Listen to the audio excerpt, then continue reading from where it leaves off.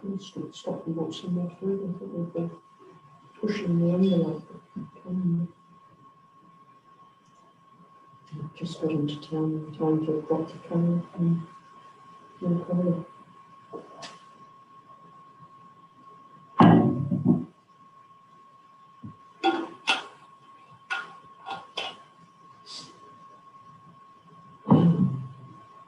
Streaming live on YouTube, that was that time before.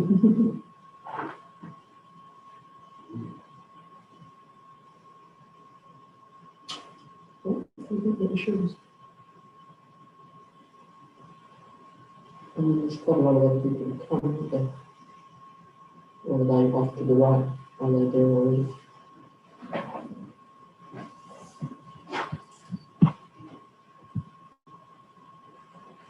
Oh, I'm sure.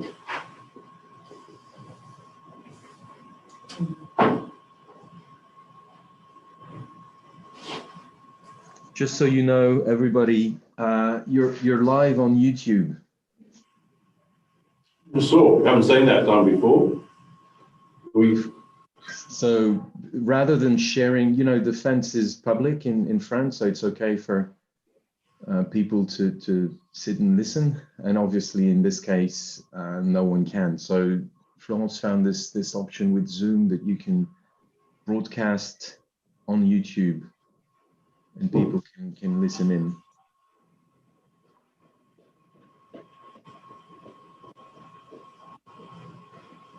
There's a bit of a lag apparently, so it's not, you know, there's what, 10 seconds or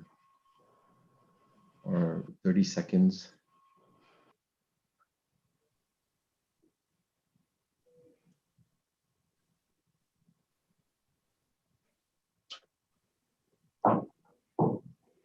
Because sharing the Zoom link can be a bit tricky with, you know, there's been experiences with people having someone crash in and just mess up meetings because they got a handle on the link somehow. So there's a risk there. On va enregistrer. Tu peux pas assister.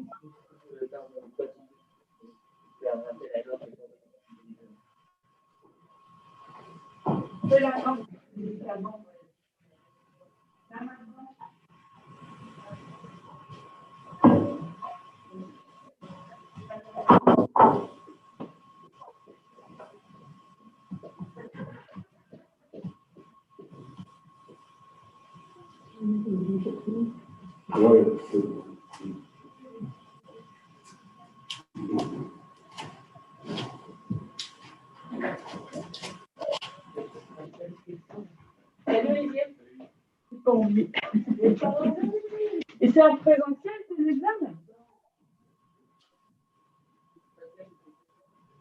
Ah, parce que...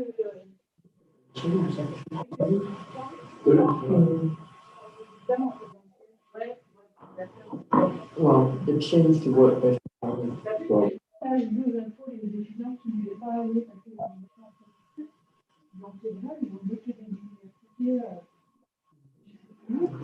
I've missed out on an opportunity to be both of these are so opportunities and simple.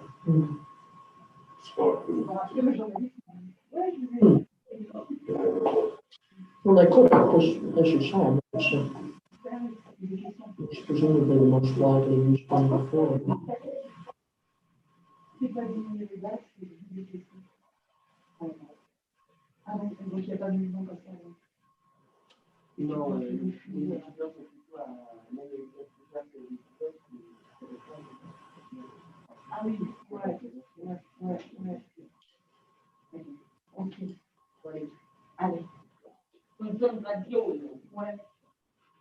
If they're live on YouTube, you can't really watch it.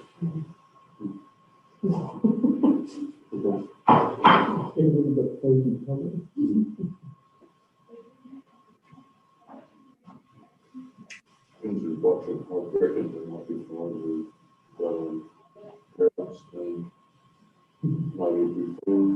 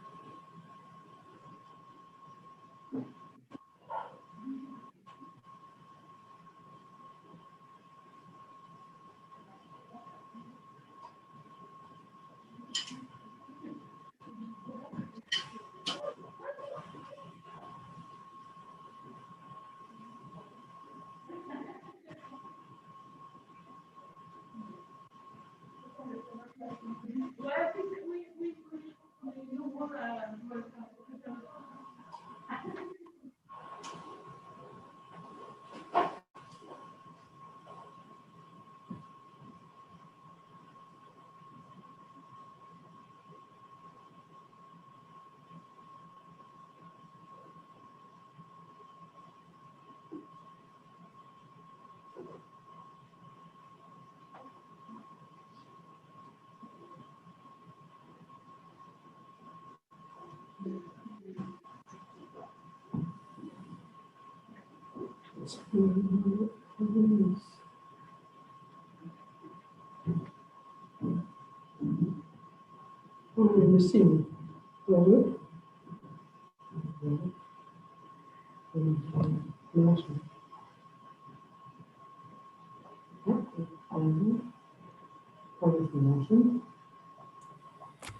Good morning.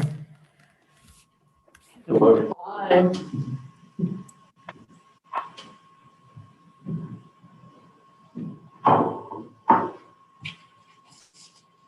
So, You sure? yeah. You're not. No, I was expecting to be speaking. Were you? Yeah. That's why I got pizza. Yeah. Thank you. Fine. I'm not sure I'm sure you would have to eat the whole thing. There's a nice dinner waiting for me at home as well. So 2 minutes and yeah.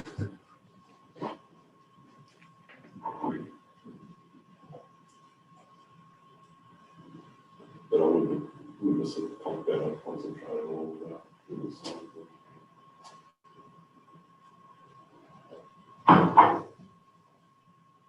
we get peckish rules, but no, don't know anything.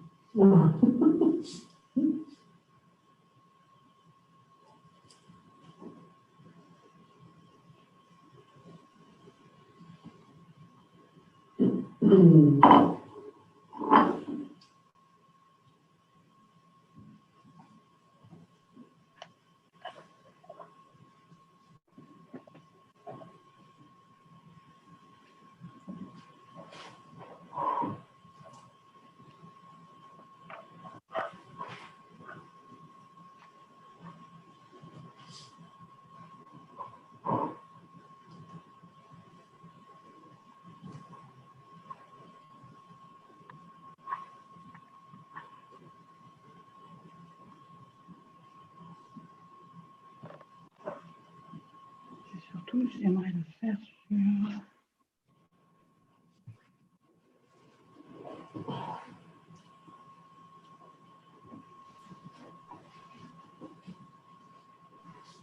Good morning. Oh, there it is. Hi, Rob. Hello, you can hear me. Yeah, we can hear you All right. fine. Hi, Martin. Good, thank you. Good morning. Oh, and we have Anna too. Yes, good morning. Morning.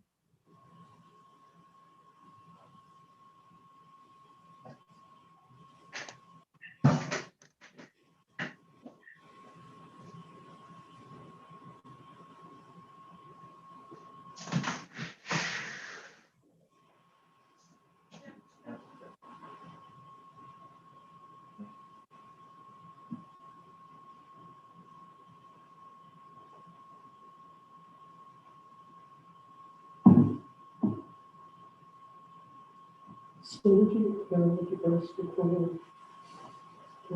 No.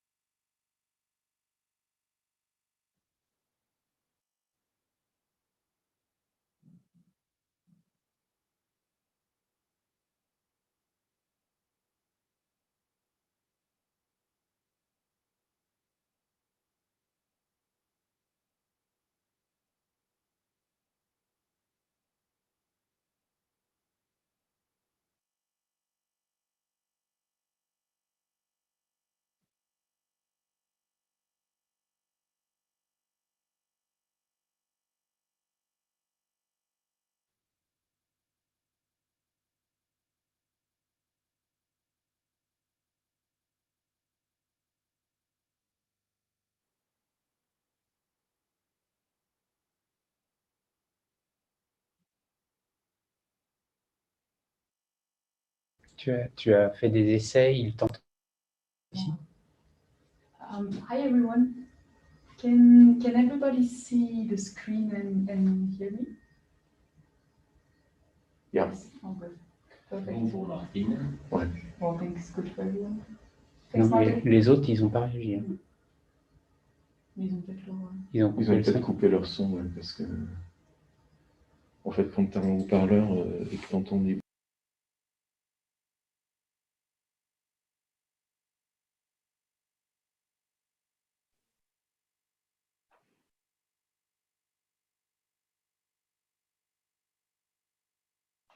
Oui, on voit bien ton écran et on vous entend bien tous dans la salle. Je vais, Ok. je vais me remettre là-bas.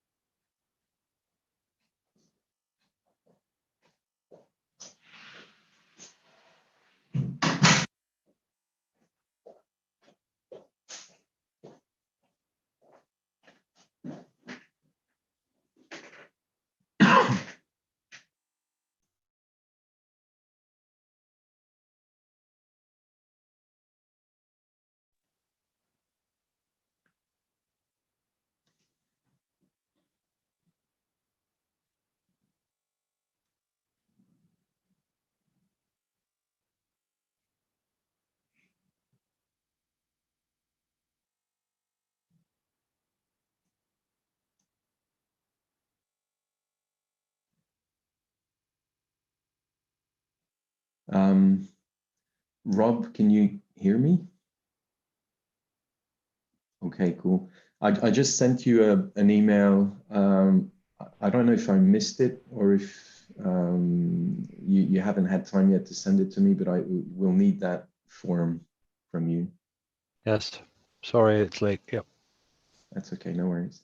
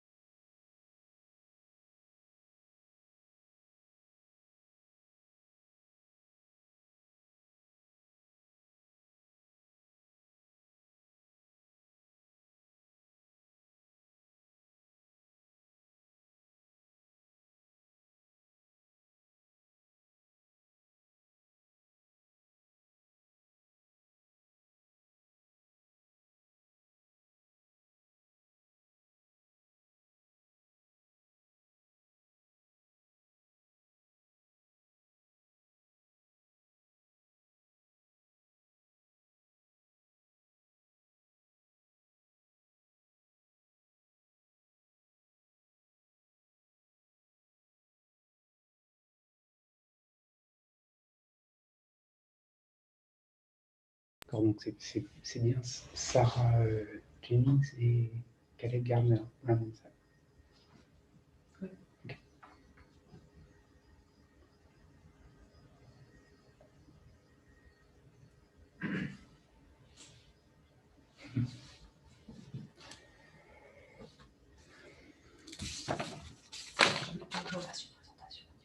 Comment? Tu veux que je fasse une présentation? Oui, c'est juste.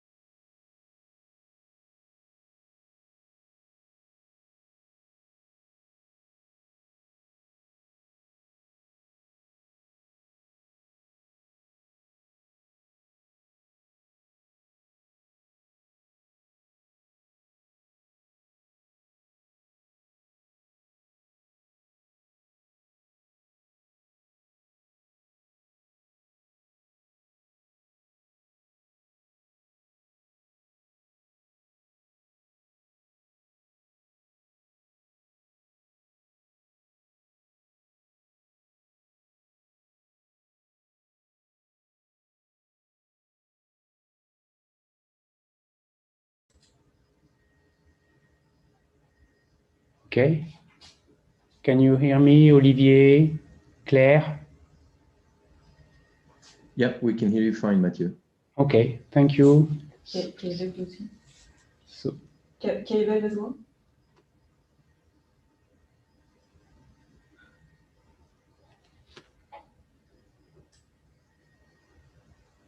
Caleb, Sarah, can you hear everyone okay? All good here. Yeah, we can hear you in Hobart. okay, thank you. Yep, all good. Well, yep. Okay, thank you, everyone. So I would like to welcome Florence to PhD Defense. Welcome, and welcome everyone to your PhD Defense. I would like to thank the different colleagues in Denmark, in Canada, in Australia, in Germany, and in Brest to be here for Florence today. It's a pleasure for me to be the president of this PhD meeting, PhD defense meeting. And as you all know, the first part of this defense meeting, it's Florence talk. You have no more than 45 minutes for your presentation. So it's your turn now. Thank you, Mathieu, and thank you everyone for being here today for my defense, especially since it can be the evening or very early morning in other sides of the world. So yeah, thank you everyone. So Florence, sorry, Florence, you're coming across a bit muffled. So could you get closer to the microphone or get the microphone closer to you? Is it better now? Yes, it's better. Okay, thanks. No, Rob, you're saying no? Give it a go. I still find it very soft, Florence. Quite soft.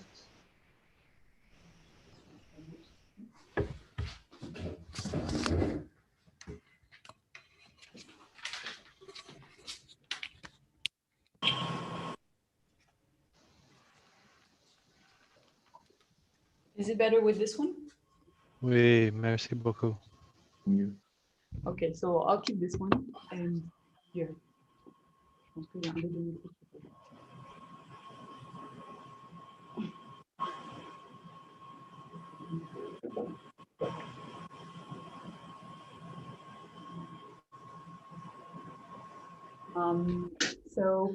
This PhD entitled Application of the Co-Viability Approach for the Management of Output Control has been carried out in co-tutelle between the Université de Bretagne Occidentale in France and the University of Tasmania in Australia. And this under the supervision of Olivier Thébault and Claire Macher in France and Caleb Gardner and Rich Riddle in Australia.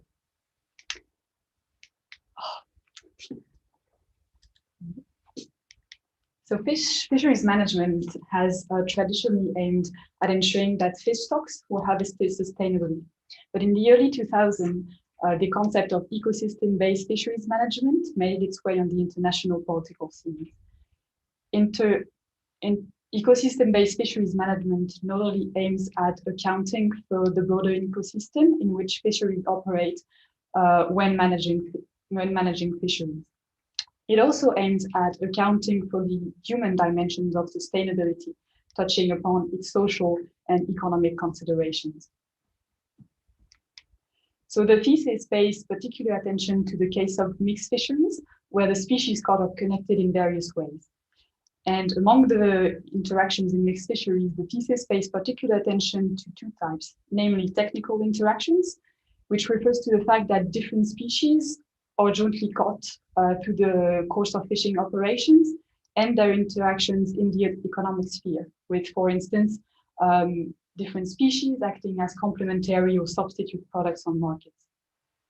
And these interactions complicate the task of setting total allowable catch limits in multi-species fisheries using single species approaches, that is, assessing and setting targets on each stocks separately. Applying single species approaches can, for instance, lead to the so-called issue of choke species, where low catch limits on certain species prevent the full use of catch opportunities on other species, and therefore lead to economic losses for the fishery. The mismatch between catch opportunities, so TACs, and achievable joint productions can also create an incentive to exceed quota for limiting species and discard over quota catches, not to lose fishing opportunities on more valuable stocks. And in addition to the waste that these discards constitute, they also undermine the reliability of catch data that underlie stock assessment. Single species approaches also miss the fishery-wide view that is required to assess most of the human-related impacts of fisheries, such as economic and social impacts. So all these reasons have motivated the development of mixed fisheries management plans, along with the science that allows supporting supporting its implementation. So the PhD builds on 2 case studies of mixed fisheries, the French demersal fishery in the Bay of Biscay and the southern and eastern scalefish and shark fishery in Australia. Logbooks of these two fisheries record catches of more than 250 species, but 90% of the value of these fisheries is roughly accounted for by 20 species of scalefish, crustaceans, cephalopods, and shark species in the CSF. These fisheries are composed of several fleets that operate in different métiers, a métier being the deployment of a particular gear in a specific location or season in order to target a particular species or species assemblage. They're also both important commercial fisheries in their respective regions. And in terms of management, they're primarily managed using output controls, that is on a direct control of the catch. In the Bay of Biscay, catch limits are defined as total allowable catch limits defined at the European level that are then allocated among member states according to the relative stability principle. And French quotas are then allocated among producer organizations that are in charge of their management based on the track records of their members. European TACs are set according to the objective of the Common Fisheries Policy, which is to restore and maintain populations of harvested species above levels which can produce maximum sustainable yield, MSY. But recently, some flexibility has been brought into mixed fisheries multi-annual management plans by allowing TACs to be set within ranges around MSY rather than at specific MSY reference points. And these ranges shall not lead to less than 95% of MSY. In the CSF, fishery-wide TACs are allocated in the form of individual quotas that are tradable. These TACs are set according to the objective of the harvest strategy policy, which is to maximize net economic returns to the Australian community. But despite this objective of maximizing economic yield for the fishery as a whole, technical interactions are not explicitly accounted for when setting TACs in the fishery. But some arrangements have been considered in order to facilitate the achievement of the mixed fishery MUI using single species targets. For instance, MSY has to replace the MUI target for some stocks of secondary commercial importance in order not to restrict catches of more valuable species. And also incidental TACs have been implemented in order to cover the unavoidable bycatch of stocks under rebuilding strategies. So very early on, the key role that science has to play has been highlighted. The key role that science has to play in the transition towards ecosystem-based fisheries management has been highlighted. And with ecosystem-based fisheries management becoming the standard for managing fisheries in a number of fishing jurisdictions, has motivated the development of integrated modeling approaches that are able to capture the numerous and complex interactions within marine ecosystems in order to anticipate their future evolution.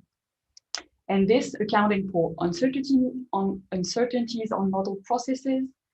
And finally, these models shall be able to support decision-making. In this regard, models that aim at representing the whole system from its physical to human components have mostly been restricted to advising strategic or long-term decision-making. To advise tactical decisions, the pragmatic choice has often been to develop models of intermediate complexity that focus on the representations of entities and processes that are relevant to the question asked. And this is the strategy that was adopted in the PhD. Supporting decision-making in a perspective of ecosystem-based fisheries management also requires the development of approaches that are able to reconcile the multiple dimensions of sustainability. And in this regard, the eco-viability approach, which aims at identifying viable trajectories for complex systems whose viability is conditioned upon constraints that can span several dimensions, for instance, ecological, economic, or social. So with this objective of maintaining a system within viable bounds, the eco-viability approach bears very close relationship with the concept of sustainability. It also gives the same weight to all constraints and therefore does not allow for substitution between different forms of capital. And in this sense, it adopts the viewpoint of strong sustainability and allows addressing matters of intergenerational equity. It also applies the same constraints at all times and therefore incorporates requirements of intergenerational equity. And interestingly, since its mathematical formalizations in the early 90s by the French mathematician Jean-Pierre Robin, nearly half of its applications have been on fisheries case studies. So now coming to the thesis itself, its objective was to develop and apply an eco-viability approach to provide integrated TAC advice for mixed fisheries. It's composed of 6 chapters, a general introduction, followed by 4 standalone chapters that were designed to be published in academic journals, and a final discussion. So after the general introduction, the second chapter proposes or presents the first application of the eco-viability approach to the Bay of Biscay and mussel fishery. And this led to publication in the Journal for Environmental Modeling and Assessment. This particular application relied on a fairly static representation of the human dynamics, notably in terms of fishing behavior and quota allocation, which motivated the development carried out in the 2 following chapters. The third chapter focuses on the dynamics of individual tradable quota markets in multi-species fisheries. The second chapter specifically investigates how accounting for the fisher's response to economic incentives, and notably those created by ITQ markets in multi-species fisheries, impact the estimated achievable joint production in mixed fisheries. And these 2 chapters act as building blocks for the 5th chapter, which echoes the second one by presenting a second application of the eco-viability approach, this time to the SF. So, as I was mentioning, the first chapter presents the first application of the eco-viability approach to the Bay of Biscay and mussel fishery. This study was particularly motivated by multi-annual management plans in Europe, allowing for TACs to be set within ranges around MSY, with yet no clear guidelines on how to use such flexibility mechanisms. It also aimed at accounting for or at assessing socioeconomic dimensions when providing TAC advice for mixed fisheries, as these dimensions are currently not incorporated into the TAC advice provided by IC. So in terms of methods, bioeconomic simulations using an integrated ecological economic model that I present shortly were used to evaluate the use of alternative fishing mortality targets for 2 key stocks of the fishery, namely common sole and European hake.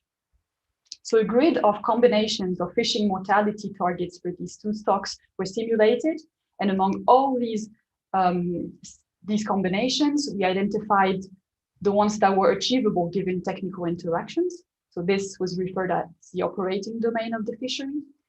And secondly, what was viable regarding biological and economic viability constraints. So the fishery was modeled using the IM model, which has been developed within IFOMER for more than a decade now.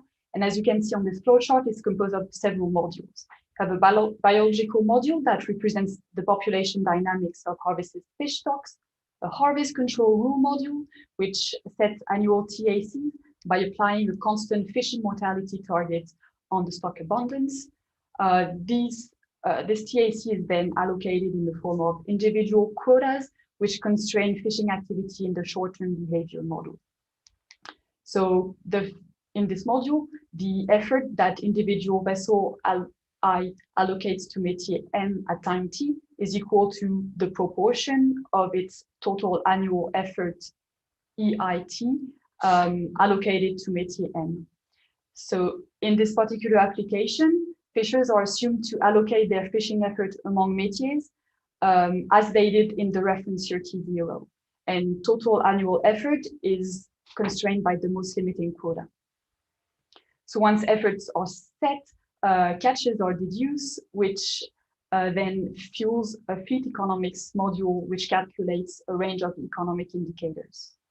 And simulations were run over a 10-year projection period, starting from the calibration year, and run across 200 replicates to account for uncertainties on stock recruitment. Regarding the eco-viability framework, the viability constraints aim at maintaining three forms of capital in the fishery. Natural capital, which embraced harvested fish stocks, whose sustainability was ensured by maintaining their spawning stock biomass above a limit biomass reference point below which recruitment is likely to be impaired. Second, the remuneration of physical capital was assessed using two constraints. First, fleets should be able to generate strictly positive gross profits every year, or gross operating surpluses, in order to cover their annual operating costs. And the renewal of fishing capital was translated as the fleets being able to generate strictly positive net profits in average over 10 years, with the net profits or net operating surplus being the gross profits minus the depreciation costs of capital. And finally, fishing fleets should be able to maintain their crew, which was ensured by paying them a full-time equivalent wage above the mean wage of a French seaman. So now coming to the first stage of the method, which consists in identifying achievable fishing mortality targets for jointly harvested stocks, which is the operating domain here figured in gray. So above the operating domain, you have fishing mortality rates for hakes that are too high compared to that of sole, which leads to a TAC of hake in excess, and the opposite below the operating domain. This figure also shows you the MSY reference points as well as the MSY ranges. And the first thing that one can see is that both MSY and MSY ranges are achievable targets given current technical interactions in the fishery. Now coming to the biological viability assessments for the stocks whose population dynamics could be estimated and incorporated into IAM, which consists in the two stock of focus, so hake and sole, but also other stocks from the fisheries, such as sea bass and Norway lobster. So the colors give you the probability for each stock of respecting the biological viability constraints. And here you have that same probability for all stocks simultaneously. And if one doesn't want this probability to fall below 95%, then one would be restricted to the area in dark green, which is defined, which we'll call now the biologically viable domain. Now coming to the economic viability assessment. So to do so, looked at the number of fishing segments that were able to meet the gross profits constraints, the net profit constraints, and also the crew remuneration constraint. So the first thing that one can see is that there's no option allowing for the 44 fishing segments to simultaneously meet the three economic viability constraints. The second thing is that whereas the ability for fleets to remunerate their fishing, the physical capital, the viability of fishing crews is maximized at somehow intermediate levels of harvest, which highlights a trade-off between the surplus of capital owners and fishing crews. And finally, whereas it's not possible to reach economic viability for the entire fleet, we can identify an area in the dashed bounded area where we can increase the number of viable segments compared to the reference year. And this consists in harvesting hake at MSY and sole in the upper range of its MSY range. So now coming to the second chapter, which focuses on the dynamics of ITQ markets in multi-species fisheries. So ITQs have been proposed in the 1970s as a market-based mechanism to increase the profitability of fisheries through the reallocation of quota shares to the most efficient operators. In multi-species, in fisheries in particular, they have been seen as a flexibility mechanisms for individual operators to adjust their quota portfolio to their catch. And these markets should also provide signals in terms of quota availability and shortage, and provide an economic incentive to adjust fishing practices to quota availability. Yet we still have very little understanding of the dynamics of such markets, notably on how quota shares for jointly caught species are valued and traded. And as a consequence, very few simulation models have been developed to represent the dynamics of these markets. These models have followed both empirical and mechanistic approaches, but none of them have been modeling quota markets at equilibrium. That is, where quota prices are those where demand for quota equals supply of quota. And this gap is what motivated this second chapter. In terms of methods, this chapter is composed into two parts. First, it consists of a description of a theoretical market equilibrium using linear programming and duality methods. And second, it aims at simulating the convergence toward that market equilibrium as a Walrasian tâtonnement process.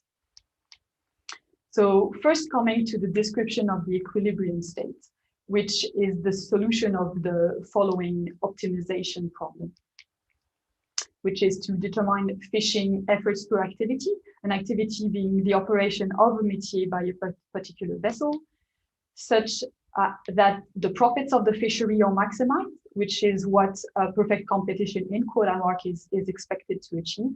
And this under two constraints. First, that landings remain below TACs, and that fishing efforts remain below the fishing capacity of the vessels. The dual of this problem introduces two dual variables. The L, the dual variable associated to the quota constraint, which can be interpreted as the least price of quota, and R, the dual variable associated to the capacity constraint, which can be interpreted as the quasi-rent or the short-term profits of the vessels. Application of the complementary slackness theorems gives three interesting relationships. The first one shows that only constraining quotas have positive lease prices at equilibrium, and that the lease price of non-binding quota is null. The second shows that only vessels that are used at their full capacity at equilibrium generate strictly positive quasi-rent. And the last one first shows that for an activity operated at equilibrium, generated profits just cover the lease of quotas and the quasi-rent of the vessel. And if one rearranges this equation 3.2, one can express the lease price of quota of a constraining species I bar, and shows that it does not only depend on the ex-vessel price of the species, but also on that of the jointly caught species, highlighting that quota prices for constraining species reflect the shadow value of the joint catch. Now coming to the convergence toward the equilibrium, which was modeled as a Walrasian tâtonnement process. In practice, it was modeled through an iterative algorithm that is presented here on this flowchart. So at each iteration, individual harvesters decide on their fishing strategy. And the scheduling of fishing effort is follows two steps. First, the allocation of effort among available métiers is modeled as a function of a weighted average between the métier's profitability and the effort originally allocated to them. The expected profitability of vessel V in métier M is calculated as its profits per unit of effort, which is the sum across all species of the catch per unit of effort times the price of the species, minus costs per unit of effort, and minus the cost of leasing in quota. In that function, you can also see the coefficient alpha, which quantifies the weight given to profitability relative to habit in the allocation of fishing effort. So when alpha equals 0, effort allocation is entirely habit-based, and when alpha equals 1, it's entirely profit-driven. And in this last scenario, you would expect fishers to allocate their fishing effort among métiers in order to minimize their catch of species associated with high quota costs. Once the allocation among métiers is defined, individual harvesters decide whether they would operate at their maximum capacity if profitable, or remain at port otherwise. Once these efforts are set, we're able to calculate the demand for quota for each species and confront this demand for quota to the offer for quota, so the TACs, in order to adjust the quota price for the next iteration. So if the demand for quota is higher than the offer of quota, then the quota price decreases and vice versa. And this loop continues until offer for quota is close enough to the TAC or after a maximum number of iterations. Then quotas are traded and fishing arches. So this model has been run under two scenarios of allocation of fishing effort among métiers. Alpha equals 0 scenario, which refers to a status quo effort allocation, which is represented in transparent coloring, and alpha equal 1, which refers to the profit-driven effort allocation in plain coloring. And this figure shows how the lendings can be allocated to 3 categories of species. In red, you have the species, the TAC of which was constraining in the calibration year. In yellow, you have the species, the TAC of which was not constraining in the reference year. And in gray, you have the species that are not under quota. And what we can see is that the lendings from originally non-constraining species increase when fishers respond to economic incentives, as well as the lendings of the species not under quota regulation, highlighting the economic incentive provided by these markets to increase the catches of non-constraining species relative to constraining ones. And this effort shift away from constraining species can be illustrated in the example of trawlers targeting flathead in the eastern part of the fishery. So in this figure here, you can see how this specific fleet allocates its fishing effort among its available métiers in the 2 scenarios of fishing efforts.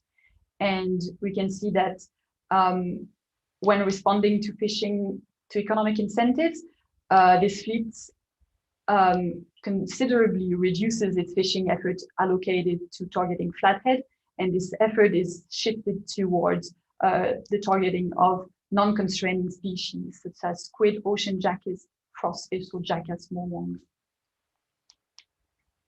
So with these elements in mind, the 4th chapter connects back to the purpose of the PhD, which is to provide TAC advice for mixed fisheries.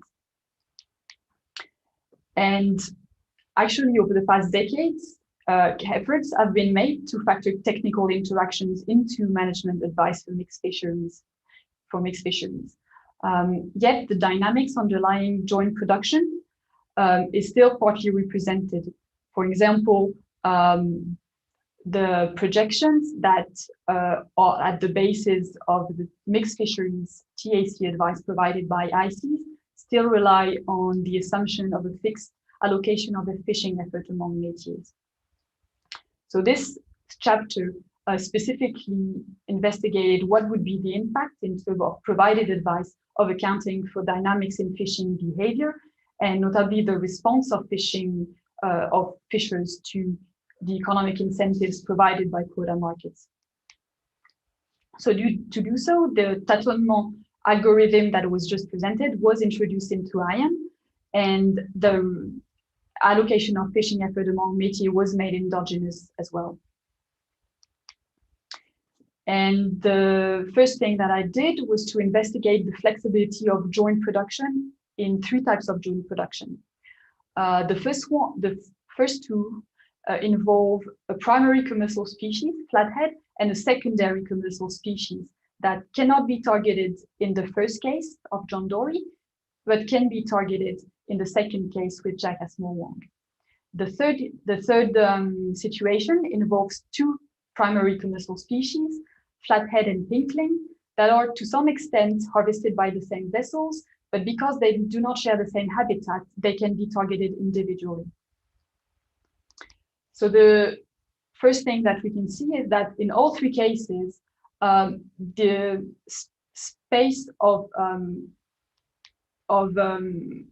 options that are perceived to be achievable given technical interaction increases when accounting for the fisher's response to economic incentives, which highlights that there's room for fishing practices to adjust to quota availability, and that it's important to account for fishers' response to incentives when providing TAC advice, especially as the current fishing mortality targets for the fishery are achievable targets, sometimes provided changes in fishing practices, in the case of jackass morwong, for instance.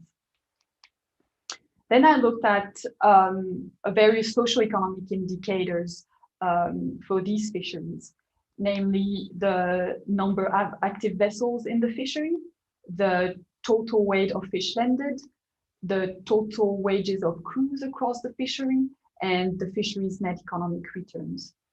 And perhaps more importantly than the absolute values of these indicators is how they depend on the targets set for the different stocks, which is what I illustrate here with the specific indicator of the number of active vessels. So in the 2 first cases that involve a primary commensal species on the horizontal axis and a secondary commensal species on the vertical axis, quasi or vertical isolines of these indicators indicate that they're primarily driven by the fishing mortality target set on the primary commensal species. In the last situation, oblique isolines indicate that the targets set for both stocks are equally impacting this indicator. And this pattern is actually recurrent across all indicators.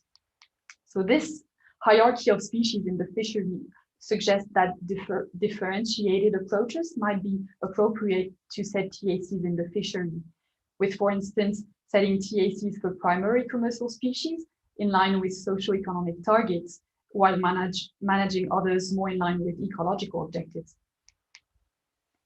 So now coming to the 5th chapter of the thesis, which echoes the second one by applying the co-viability framework to the CFF. So a few elements of context for this chapter. The harvest strategy policy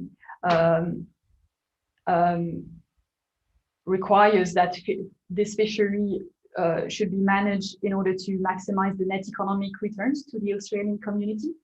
Yet TACs are set using targets that aim at maximizing the fishery's profits, which corresponds to the surplus of capital owners, and therefore not considering other surpluses such as that of fishing crews and consumers.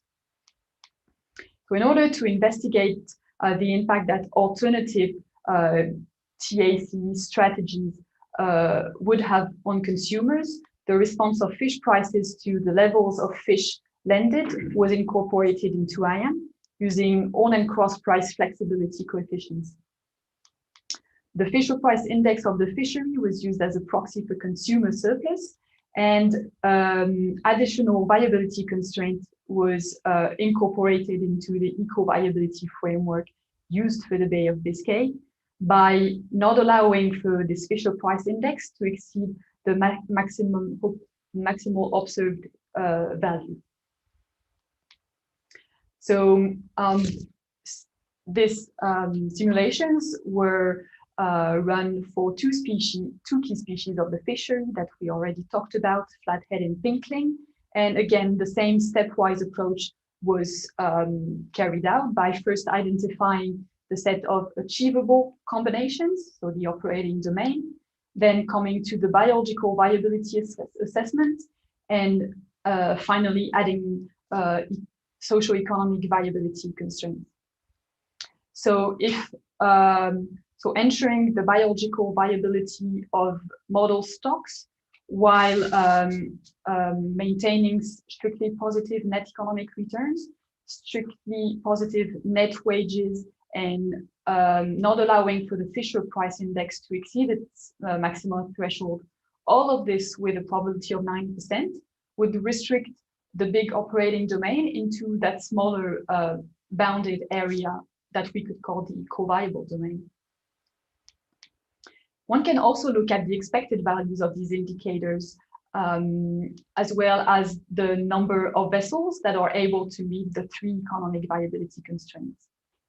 And these plots actually shed light on trade-offs among different surpluses. For instance, one can see that maximizing net economic returns comes at a cost of consumer surplus and crew surplus, as evidenced by this orange radar, and would also lead to a fishery operating with less vessels than when opting for the scenario corresponding to the downward triangle, which maximizes the economic, the consumer surplus, the crew surplus, but also the size of the viable fleet, yet at a cost for capital owners. So I'd like to finish this talk by highlighting the main methodological contribution of the thesis and how this work could be mobilized to improve TAC advice for mixed fisheries. So in this thesis, I opened the box of mixed fisheries interactions and investigated how their representation can be improved in decision support models. Notably highlighting the importance of accounting for fishing behavior when modeling technical interactions, but also paying attention to economic interactions, both on the output and the input side. The thesis also proposes an approach that is able to integrate economic, biological, economic, and social considerations in the advisory process. And the stepwise approach consisted in identifying achievable options, different sets of viable options, and finally highlighting trade-offs within eco-viable options.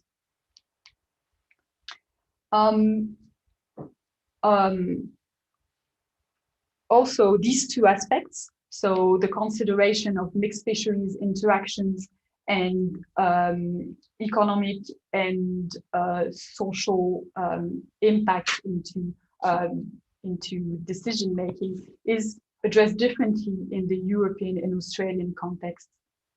In Europe, the difficulty to define TACs in mixed fisheries because of technical interactions has been acknowledged by introducing MSY ranges in multi-annual management plans for mixed fisheries. And in parallel, mixed fisheries TAC advice has been developed within ICs, notably to anticipate possible choke effects and advise on TACs within MSY ranges. Yet, these projections have mostly relied on the assumption of purely joint production, which might over-restrict the space of what is perceived to be achievable, as seen when endogenizing fishing behavior in the model. In terms of social and economic considerations, they're mostly aspirational in legislation and are not addressed in scientific advice. So in this regard, the co-viability approach that's been developed could be a possible way of including those dimensions of sustainability alongside biological ones, yes, to advise decision-making. In Australia, technical interactions are accounted for in legislation as management shall aim at maximizing net economic returns for the fishery as a whole, and far from being aspirational, economic objectives have become operational targets for the fishery. Yet TACs in the CESF are still mostly set using single stock assessment and targets, with yet some arrangements to indirectly account for technical interactions into scientific advice. And the MEY objective has been interpreted as the maximization of the fisheries profits, therefore omitting other surpluses such as that of fishing crews and consumers, which were introduced into the eco-viability approach that's been developed, and trade-offs among them have been highlighted in the 5th chapter. So I'd like now just to end with a few perspectives for future work. These could first relate to the modeling of human behavior, and notably how human and fishers behave under uncertainties. It would also consist in overcoming the computing, but also the communication challenges associated to including more species in the that are jointly considered in the evaluation. It would also be relevant in an ecosystem-based fisheries management perspective to add constraints that would relate to ecosystem health, in addition to the biological sustainability of the harvested fish stocks. And finally, a similar approach to eco-viability could be envisioned to reconcile different aspirations rather than pure viability concerns, and investigate the extent to which different aspirations from the society regarding the use of common resources are reconcilable or conflicting. So before handing the floor back to Mathieu, I'd like to very warmly thank all the people that have contributed to this work, either through informal discussions or through more in-depth collaborations. So fishery scientists, economists, but also members from industry or producer organizations in both hemispheres. So yes, again, thank you to everyone mentioned here. Yes. Okay, very good. Thank you, Florence, and thank you for this very clear and helpful presentation. As you all know, the next ones will be two colleagues from Denmark and Germany, Anna Windorf and Martin Quast. So now it's your turn. Anna, are you okay? Yes, I'm fine, thank you. So first of all, thank you for inviting me, Florence, and I must congratulate you on your work of actually distilling something that is understandable from a lot of complexity. So you sometimes see these fleet models drowning in details instead of actually producing something useful. So I think you avoided horrendograms. So congratulations on that. And I think it's a very nice thesis. You used nice methods and all the right tick boxes there. So that's very good. So I'll just dive directly into chapter 2. So in chapter 2, you're basically trying to combine or mend a little bit the ignoring the ecological parts of the model. And you have introduced some ecological variability into your model with the recruitment. I was wondering if you have any other ideas, because in the MSE world without economy, just the biological one, there's a lot of push to include other aspects than just recruitment. So did you think about whether you needed to expand this from just using recruitment, or you know, did you think you actually captured all the major sources of variation for your system? This is something I did not specifically investigate. It hasn't like come very clear, or I haven't read anything that would have suggested that other sources of variation were crucial for the system. But it could be that some other sources could be envisioned, but I did not specifically look into that. No, I also agree that it's the most important ecological source of variation is recruitment. And so you've basically managed to get that in for the stocks that have a formal stock assessment, but you did have some cases where you had stocks without this. Are any of those important to your, or yeah, that's kind of a leading question. Some of those were actually important to results and ended up being chokes. So do you have any idea how to get around the problem that the stock you know least about is the one that's actually limiting you in the end in some cases? Are you talking about a specific stock in particular? Well, I think in some of your cases, it's both in this one and the other one, the ones that end up choking the fisheries are not the ones where we know the most, right? So they end up being chokes that doesn't have an age-based assessment, where you're kind of leaning on some not very good information for that specific stock. Yes. And it's very common that that's the result in mixed fisheries models. So it's not specific to your application, but it tends to be a problem that the stuff you know least about is limiting your economic yield. Yes. Yeah, not ideal. So I was just wondering if you looked into some of those, that you have this issue of how to model them. So you're talking about whether to model them as a constant CPV or some kind of proportion of the other catches, the different versions. Did you think about what to do for the different chokes? I mean, would you prefer to have one method for all of them, or did you think about splitting them? So some would have the proportional version, some would have the constant CPV version. One thing I attempted to do when calibrating the model for the CESF is to include global surplus dynamics for a lot of stocks, and this really allowed to represent more dynamics, more stock dynamics, and increase the proportion of the fisheries value that was dynamically represented compared to the Bay of Biscay. So moving from around 40% to 75% in the CESF. So in terms of how of the representation with regards to the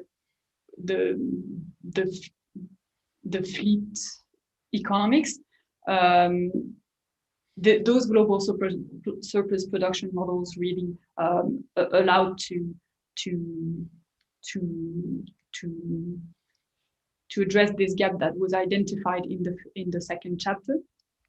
But again, this does not really allow to simulate species for which we are not able to estimate such models, and this can, for instance, be these species for which we have very low catch data, because they're not really species that are commercial. So, and these species can, for instance, really choke the fishery if we have ecological concerns on them. So for these species that are not commercial, but for which we have ecological concerns, I don't really know how to address that. Perhaps building, one way that I was thinking is perhaps to build some kind of archetype model. Like what would be the global surplus dynamic of a sensitive stock, and so build archetype model, just at least to have that in the model and advise, okay, so maybe these sensitive species might be in trouble in this type of fishing strategies, but more archetypal dynamics with perhaps variability around the parameters, rather than specifically estimated for the stocks for which we really have no data. But that's something that I'm just thinking here, but I haven't really tried it. No, but I think it's a good idea, and you could also use that approach for what you talked about on your last slide, or maybe some almost last slide, about the ecosystems or the eco-health aspects. If you can put in, like there's been a suggestion to put in limits to gillnet effort to protect birds and mammals, for example. So you kind of have a model that's not a real model of birds and mammals, but something that's at least is achieving the objective in your model. And I don't think it's a big expansion of what you have, so it wouldn't be a big thing to put that extra dimension in there. So in chapter 1, one of the results that you have, which is more or less what we often get, is that there's a big difference between aiming for MSY or FMSY and FMEY. And basically you end up, the year that you decide you want to evaluate for which is the better one, or the year range you're using, is very influential in what your choice is. So if you do 100 years of economic modeling, you might end up being close to MSY. But if you do just 2, then you have a very different result from that comparison. It's also in yours, so they always start out fishing like hell, and then they reduce a little bit. So they typically in the last year of the model, they end up with having less economic yield than if they had done FMSY all the way. But they shift the years in which it occurs. So it matters a lot what the range is. And what that is actually representing, I think, is the balance that you were talking about between the inter and intragenerational objectives, except that generations probably shift a little slower than this. But it's kind of in your model, this long-term society goal, so the next generation goal is actually put in by having MSY, and then the current generation goal is not really fixed, right? So it depends on the number of years. So whether you choose a 5-year span or a 10-year span to evaluate the model. And I was thinking, is there any way that you could think of to discuss these two goals in a different way? Because I think it's maybe a little, it sounds like it's the biologist deciding everything, where actually this MSY is about the long-term goals. But is there any way we can make the two things standardized, so we don't choose a new year every time for economic yield? In a new year, it doesn't really matter which year you choose for MSY, but for economic yield, it's going to matter a lot. So do you have any idea to address that goal? It kind of becomes the greens against the people who want to earn money, but I'm not sure that's actually what it is. It seems to be the long-term goals compared to the shorter-term goals. So I was just wondering if you thought about, is there any way to standardize this so we at least speak the same language most of the time and try to be consistent? Yes, so I'm not entirely sure I got your question, but I'll try to answer the way I understood it.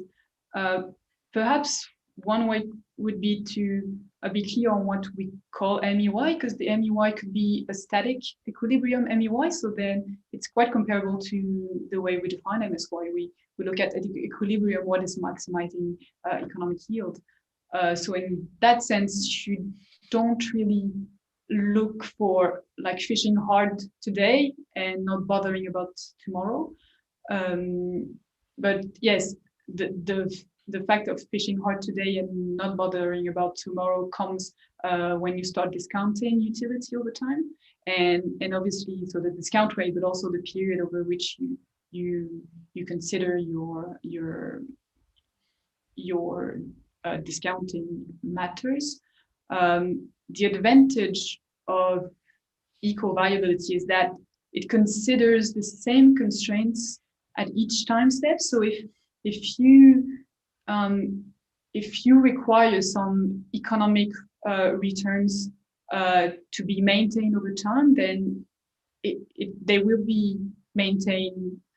The requirements for today, but it's for tomorrow. It's also for 50 years time if you want it for 50 years time. So maybe that could be a way, like just adding constraints that apply equally through time. Is that answering anyhow your question? Yeah, and you also talked about the discounting, which is always at the heart of it, and we don't really know how to fix that since it's not fixed anyway. So no, I can see that. So if we move on to chapter 3, I really like the idea of expanding the work with the quota leasing. I was wondering if you could explain a little bit what you think are the likely reasons that you do not see the very high ITQ lease prices that you actually expect out of your model for the chokes. Yeah, that would be something I would really like to investigate on the field to understand. But in other fisheries, notably in British Columbia, they've noticed the same thing, where you do have a shadow value for the joint catch, and of course constraining species tend to have higher lease prices, but not always like extremely high. And what they got as answers from fishers is that asking for very, very high prices is perceived as gouging in the fishery, and because everyone knows each other, then if someone knows that you ask for a very high price, then they would not come back to you. So it's more about the social perception of asking for a very high quota price that is limiting the market adjustment. And so, yes, that could be one thing. Something else that could also come, but so not so much for not explaining very high quota prices, but more for explaining that non-constraining species do not have a zero value. They're still traded for some value. So you obviously have like a minimum transaction cost, but even that, some species, they're still traded at quite a high value. And perhaps one way to explain that would be that you have an option value for quota, in the sense that you're not always sure of what you'll be catching, and maybe you'll need that quota at the end of the year. So you're still sticking to it, and you don't want to give it away because you might need it. So this could add some value, but I'm not sure it would explain everything, because there are species for which the TAC has been undercut for several years. So we kind of expect this to happen this year again, and this should drive the value down anyways, but this is not something that's been seen. So these are a few suggestions, but to be confirmed with interviews, I guess. Yes. Yeah, one of the things I've often heard when I ask fishers is also that the bank, the amount of money you can borrow from the bank depends on your quota. So the quota has a value that is different from, that doesn't have to do with the fish, the opportunities to fish, but has to do with the opportunities the bank perceives. So that it keeps having a value to have some quota in that way. Yeah, but it kind of brings me on to this, that you were talking about that they might be well, not gambling, but they're kind of keeping their cards until the end of the year, so they're sure they won't need them. And one of the things I was also thinking about is that in your model, the fishers make the decision based on last year's opportunities, but actually they do update their knowledge along the way. So I was wondering if you thought about, making it more temporarily resolved and trying to capture that aspect. Well, yes, but this would require the model to be not to be annually, but to have a sub-annual model. So this was not considered here because everything was calibrated to run on an annual basis, starting from the stock dynamics. So, but yes, I guess this could improve the dynamics of the quota trading, because it's a constant adjustment, even in terms of allocation of fishing effort. You adjust because you adjust to the stock abundance as well throughout the year. Yeah, so I didn't expect you to do that. I can see it's a major task, but I was wondering what the likely impact will be on MEY. I mean, will they be more efficient, which would be my first thought, because they have more recent knowledge, so they will be more efficient, or will they be more prone to act on errors? So they act on, some random fluke of high catches, and then they go in the wrong direction, so they actually become less efficient in the end. So I'm not sure it's obvious what how it will change their efficiency in the end. Yeah. Oh, yeah. More work. That's good. Okay, so I was thinking also, I like the way that you have this difference between MEY and the fishing pressure that will maximize your crew wages.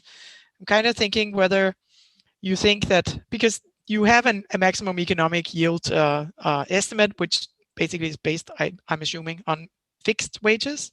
So in your case, it seems that your wages will push the crew to think that we should actually overfish more than MEY. So they will keep because they get more wages if they fish more. I was wondering if that has something to do with the more or less permanent little bit overfishing of something in your systems, whether you think that there's actually a difference between the incentives of the vessel owner and the vessel crew. So how that would actually affect your model. So perhaps one clarification first, the crew, the wages of crew were indexed. So in the Bay of Biscay, they were indexed on what we call the rest to be shared. So it's the fishing revenue minus variable costs. So in that sense, they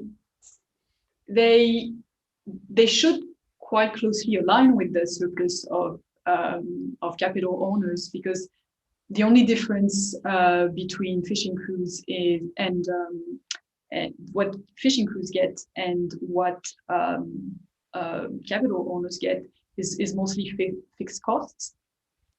In the CSF, the crew wages are indexed on the fishing revenue. So all the costs are borne, or in general, costs are borne by vessel owners. So in that sense, the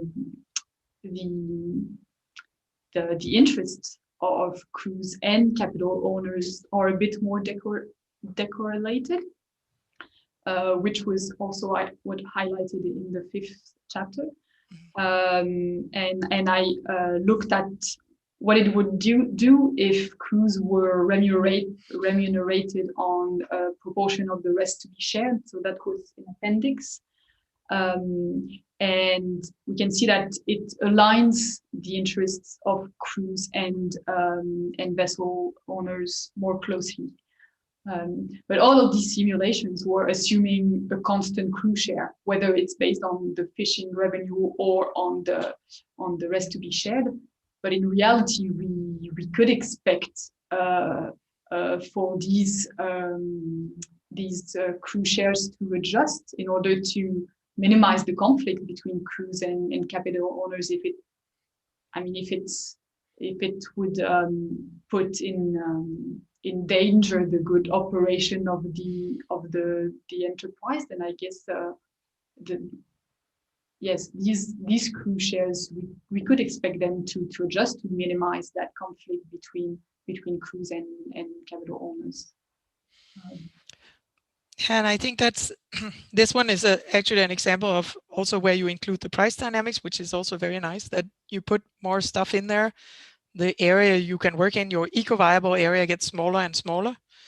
So your decisions about what to include in your model, and especially how much, becomes very important to your result. And even in chapter 5, you still have 16 ecological restraints to sustainability and 4 social or economic restraints.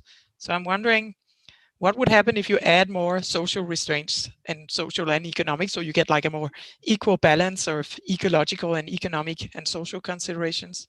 What do you think will happen to the eco-viable area then? Well, it would obviously restrict, and that was also what I was thinking, perhaps expanding eco-viability to eco-satisfaction by not only considering just pure viability concerns, but different aspirations, and people might have higher standards than others in different dimensions. And so again, you could have different satisfactory domains according to different aspirations, and these might not intersect. And it's the same thing, I guess, if you add more even more viability constraints or more acceptability constraints in general, because that's pretty much what it is at some point. It's more acceptability than just pure viability constraints. Yeah, or you might get lucky, they're always satisfied, but that's probably not happening. So yeah. So on the sort of last comment, let's just imagine that you have 3 more years of PhD, not like you don't have to do PhD, but 3 more years of work. What would you do with your work from here then? I would really try to cross the gap between the science and decision, and try to push it forward for it to be used in tactical decisions. So I guess get more involved into management groups or management advisory groups. So I did attend a few meetings, both at the IC's mixed fish working group, and also presented some of that work to the resource assessment group in the Southeast fishery. And this was actually really nice, and I guess I would like to continue that, and I guess invest more in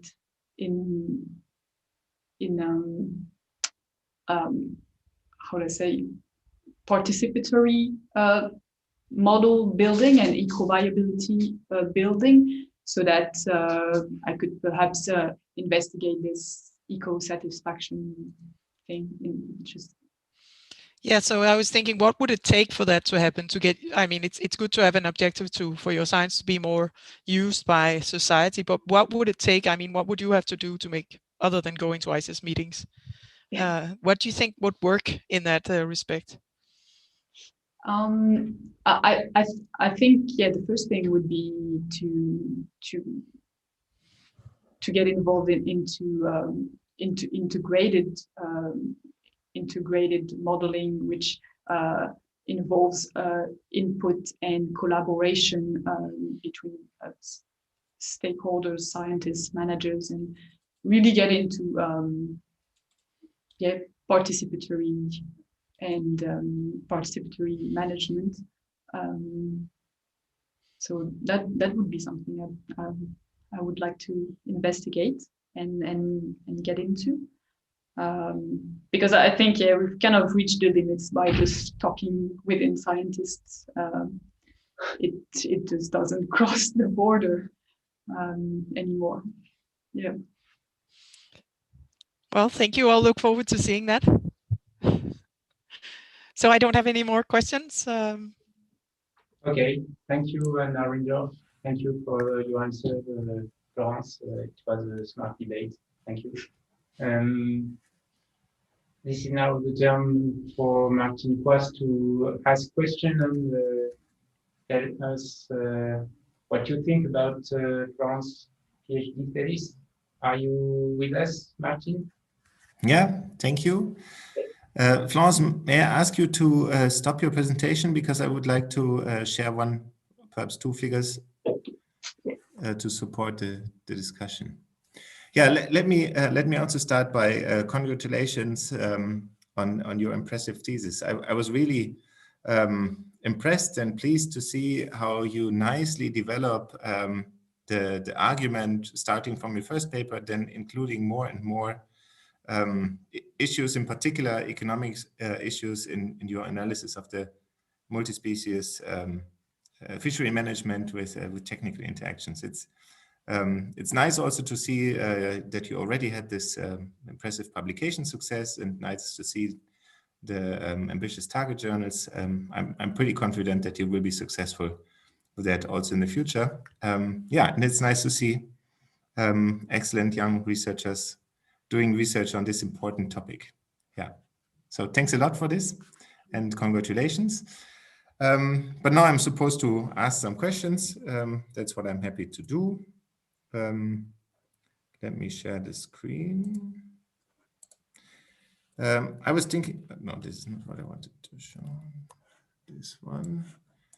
I was thinking that perhaps it's nice to start with a figure from a paper by Singh and Wenninger in the Journal of Environmental Economics and Management in 2009, because they also look at multi-species fisheries with technical interactions from a theoretical point of view. I think you also cited that paper in your thesis. And you have similar graphs in your thesis, quite many of them, except that you have the target fishing mortalities for different species on the axis, and they have here the catch quantity for one species on the one axis and the catch quantity for the other species on the other axis. And they focus on technical interactions. So for given effort level, which they call Z, and X is the stock sizes, they have this kind of output possibility frontiers. Here, let's think about starting at C. Then if one wants to increase the catches of species 2, this comes at the expense of decreased catches of species 1. That's the usual way how we think about this in economics. But if then, starting from this point B, one would further like to decrease the catches of species 1, one would need effort to avoid that species. And this extra effort leads to the consequence that one also has to decrease the catches of species 2. Yeah, so in particular, if the quota allocation is this H bar, then it's clearly species 1 that is the choke species. And then Singh and Weniger, they emphasize that if this is the quota setting, then there's a big incentive to decrease the effort that is required to target species 2 and avoid catches of species 1, and rather one the fishers would like to reduce effort, go to this point and discard the difference in the catches from species 1 between this point and this point. So they emphasize that these incentives for discarding are important consideration for fisheries management, and in particular, if one is in this kind of domain, those incentives really need to be taken into account by fisheries management. Now, you assume that there is no discarding. So my question is, do you think that this argument by Singh and Weniger is irrelevant for the fisheries that you're considering? No, not at all. So actually, I think I took the reflection in a different order. I thought, if I assume that fishers are not discarding in the model, which is what we want, how we want them to behave, then if I'm able to estimate what is achievable when fishers don't discard and set the TACs in accordance, then we're in this situation where we set TACs in a way that is achievable for fishers, and therefore they do not have that incentive to discard. So, whereas if discards were allowed, I'm not sure I could have represented it the same way. But it's what, so their argument, the fact that setting TACs in different proportions than what is achievable at limited costs for the fishers, which would consist in setting TACs in the proportions of their abundance times the catchability coefficients of the gears they use. Then so if you set the TACs in those same proportions, then you would not generate the incentive to discard. And so this is what was justifying the fact that we should adjust the TACs to the production functions of the fishers in order to stick to our targets. And was the claim, and this is what motivated the IC's mixed fisheries TAC advice to adjust the targets so that they are more in line with technical, with the production functions of the fleets. Yes, they followed. Well, they I think by doing that they agree with that conclusion from Singh and Weniger that setting TACs in different proportions than what is achievable at the least cost for the fishers is an incentive to discard. Yes, is so in the modeling. So yes, no discards were allowed, but there was. I did not model fishing choices in the same way that Singh and Weniger did.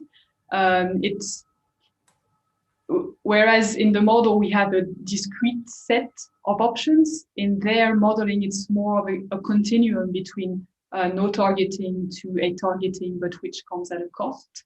So it is a little bit different in this sense. But I really like the idea of having this targeting cost. So you would be able to target but you would have to pay for it. But I'm not even sure it's even possible that that fishers even have this possibility to increase their targetability just by increasing costs. So. Well, I do think that's possible. So, for example, by choosing the fishing season, also choosing the fishing gear. And I was perhaps I misunderstood, but you have the different métiers in your model, and those different métiers should have different relative catchabilities. And by just choosing which métier should fish how much, you would have different relative proportions. And of course, that is costly if you want to change the composition of catches compared to unrestricted composition of catches. Yeah. So yes, you're right. The way that in my team the fishers adjust their proportion of catches is by switching between different métiers. But there's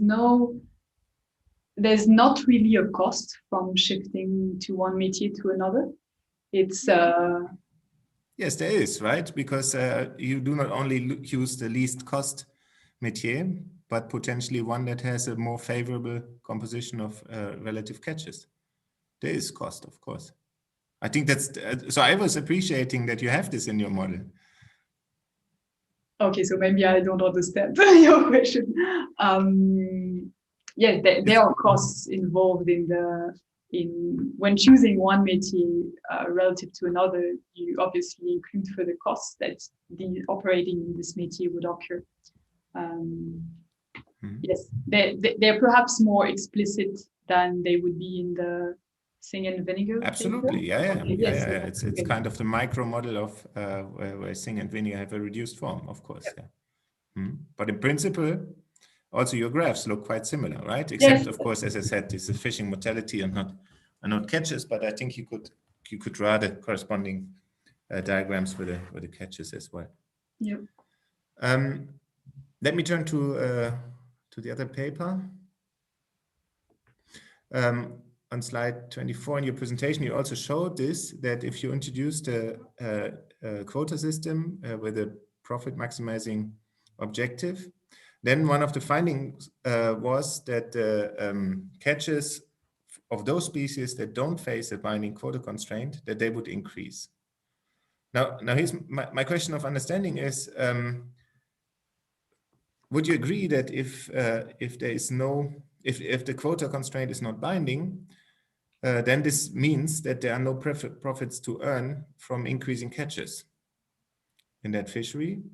And if that's true, then why should the introduction of transferable quotas change those incentives for the fisheries where no binding quota exists? So I guess the fact that there is no profit to be made is a bit difficult to. It might be a bit difficult to understand in a mixed fishery, because it doesn't mean that there's obviously no profit to be gained from targeting that particular species, but maybe it cannot be particularly targeted. So the fact that some TACs are undercut may simply be linked to the fact that fishers are choked by other TACs, and relatively the species for which the TAC was not caught are less attractive than the species for which the TAC was caught. So it's, well, the way I understand it is that you have a certain fishing capacity, and you have TACs for a set of species. Some of them are really interesting to catch. They're the target species, so the fishing will primarily be dedicated at targeting this species. All the efforts will be dedicated to targeting the species. Some bycatch of the other ones will have some bycatch of the other ones, but not to the point of catching the TACs of these secondary species. But once if you introduce ITQs, then you somehow internalize the quota constraints and it becomes a cost. So you have a high cost of catching species for which the TAC is close to be binding compared to those for which there's plenty of TAC. So for the fishers, you have the possibility to shift their fishing effort toward these other species. They actually become more profitable because there's not this quota cost that is associated to their harvest. So it shifts some of the fishing effort to those species for the fleets that have this possibility, which then in turn increase the catches of these species that were not constraining in the first place. And so this is found for both the species that are under TAC, but for which the TAC constraint is quite slack, but also, and more dangerously, actually for those species that are just not under quota regulation. And this is quite similar to other what is called as the governance leakage. The activity leaks towards the unconstrained parts of the system. And this is something that is sometimes observed by fishing effort moving to other fisheries, or if a specific, like you can see in turfs, for example. So you restrict catches in some areas, but you don't restrict it in the surrounding areas. So suddenly fishing efforts concentrates on the area that is not regulated. So in multi-species fishery, to some extent you have this. If in your system you have species that are under quota and some that are not, you might expect for fishing effort to shift towards the unconstrained part of the system. Hmm.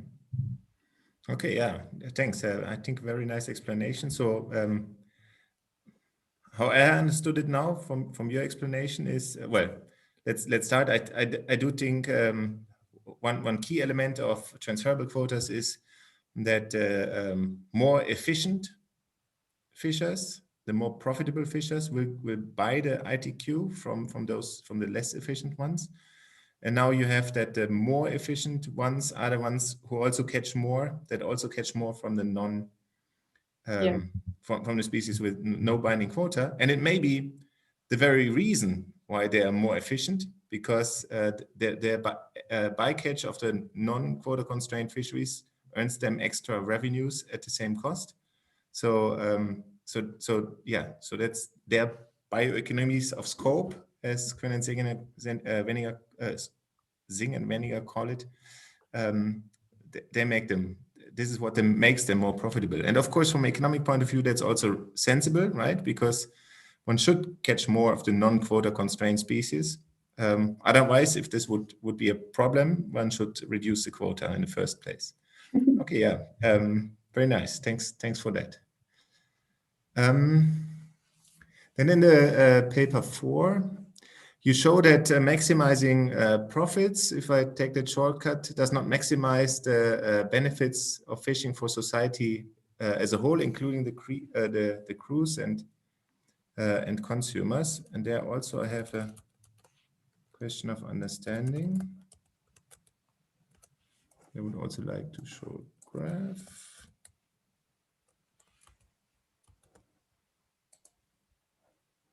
That's my understanding. It's again much more aggregate than, let me do this differently.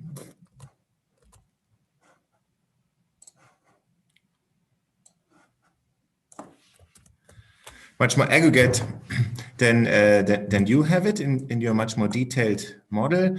But the way how I think about this in aggregate terms is that if you have the landings here and the marginal benefit here, then you may draw some marginal cost function and the inverse demand function, which is what you introduced in that paper. And then if you have some quota constraint, then there's profits, because the price, market price for fish at that quota exceeds the marginal fishing cost, right? These are the profits. And then we have the producer surplus, that includes the benefit to the crew.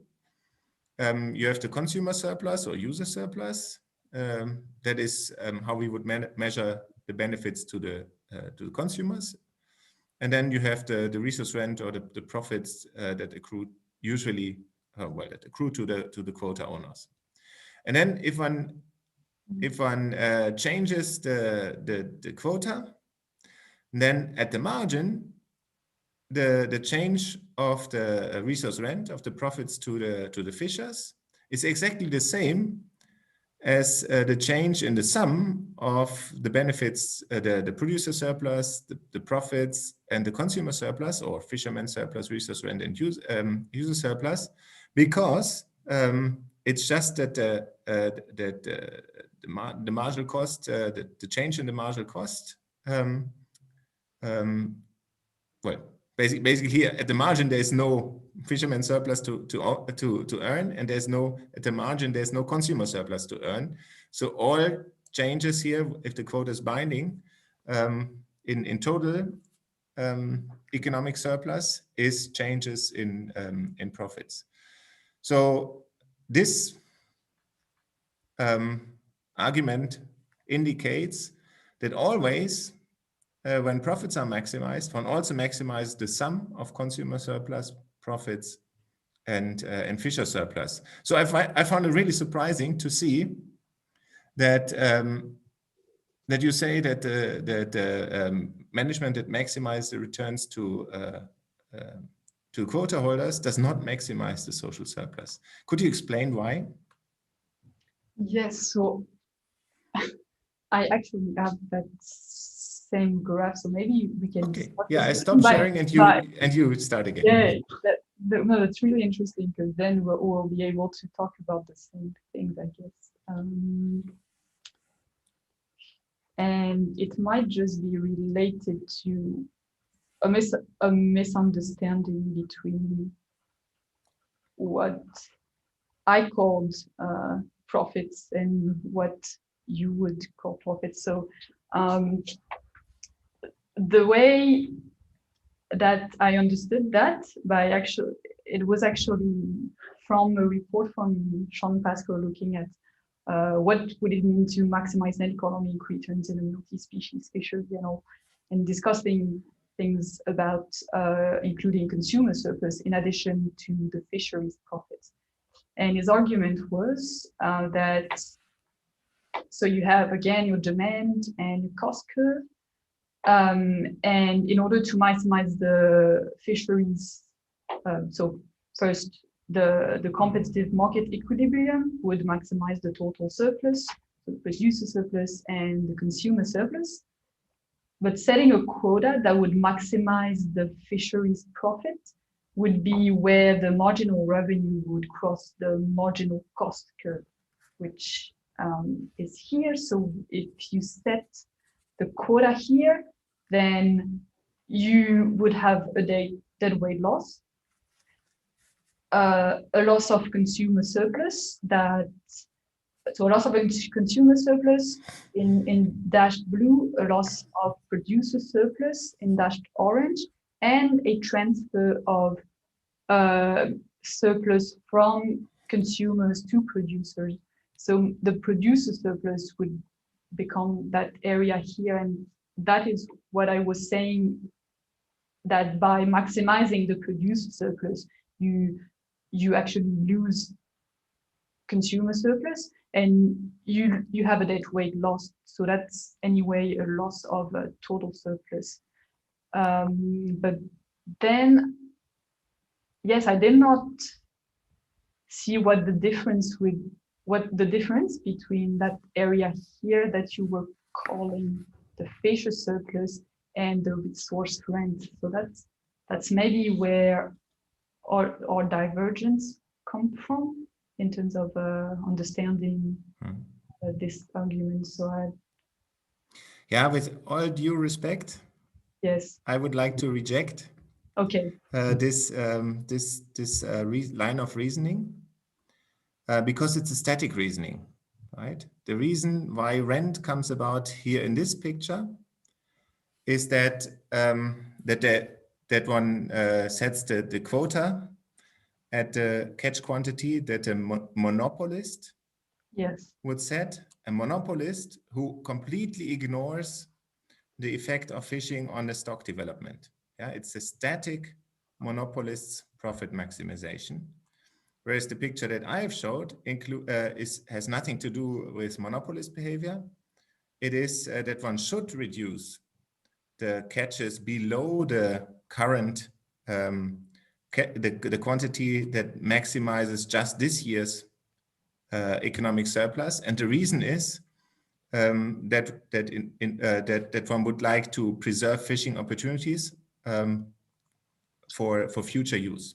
Yeah, the stock is valuable, and because the stock is valuable, and it needs to be taken into consideration in this analysis, and that means that the optimal catch is below the one that just maximizes this period's economic welfare. It's a very different line of reasoning, and in some sense, of course, it has an implication, because there is this dead weight loss, current dead weight loss, but I don't call it dead weight loss. I call it an investment in the natural capital asset for the benefit of future catches, and it's not clear whether this will be at the expense in long term at the expense of consumer and surplus and wages. That is a more difficult analysis, but yeah, I don't think this is the right picture, because it's purely static.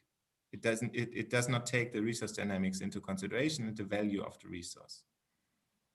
Okay, maybe I can stop sharing my screen. So you would, if you would share your screen again, we would we would end up maximizing profits. So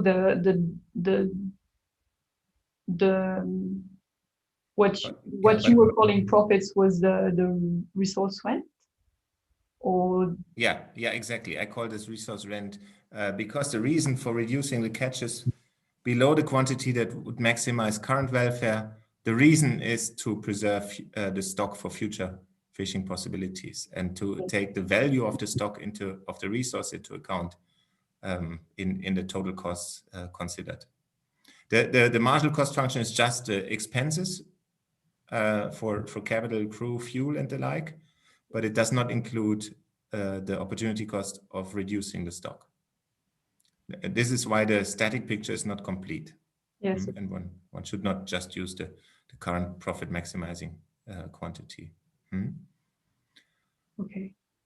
Okay, I think this is super interesting and would be worthwhile considering further. And in particular, some people have argued that indeed the static picture. So also Dan Bromley, quite famous resource economist, has argued that the static picture is the one that applies and not the dynamic one. And I with all respect, I disagree with that. I think one needs to have the dynamic. One needs to have the dynamic picture. Yeah, perhaps I have time for one. Yeah, sure. One more question, a little bit perhaps broader question, but I recognize that my time is running out. The common fisheries policy of the European Union is up to a new reform, and the discussions will start next year. Okay. Based on your thesis, if the Commission would ask you for advice, what is the most important need for reform? I would say having explicit social or economic objectives in order for them to be then translated into actions, because I do have the common fishery policy in some of the slides, and there are some social economic objectives. For example,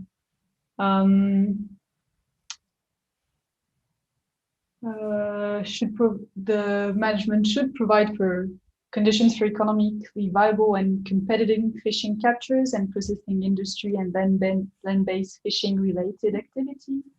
It should also promote development of sustainable, no, this is aquaculture. Well, contribute to a fair standard of living for those who depend on fishing activities, bearing in mind coastal fisheries and social economic aspects. That's quite explicit, isn't it? So how should it become more explicit? Well, I don't know, but it's still that there's perhaps mentioning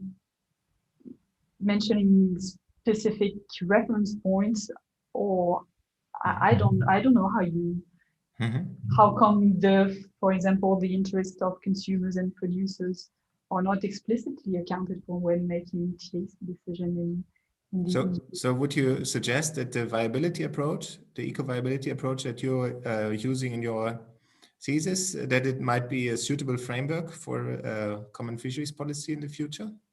Well, it is. I mean, the term viability does appear in a few paragraphs. So, if that's really what is wanted, rather than maximizing a specific objective, then yes. But I don't think I should. I wouldn't want to be the one advising for a particular policy objective. But I guess, or maybe there should be guidelines attached to the policy that would perhaps propose ways to address the different objectives. And I know it does exist in Australia. The harvest strategy policy comes with a set of guidelines that you may or may not follow, but at least you have suggestions on how to do things. So perhaps that would be also a way attaching guidelines or proposing approaches to address the different objectives and not to forget about them, because they're here, but I don't know how come they're just not accounted for. Okay, yeah. Thanks a lot. Thanks a lot again for the impressive thesis and this insightful discussion. I learned a lot. Thank you. Oh, thank you. Okay, thank you, Florence, and thank you very much, Martin, for your question. This is now the turn for Robert Stephenson to ask question and tell us what you think about Florence's thesis. Perhaps you should stop sharing.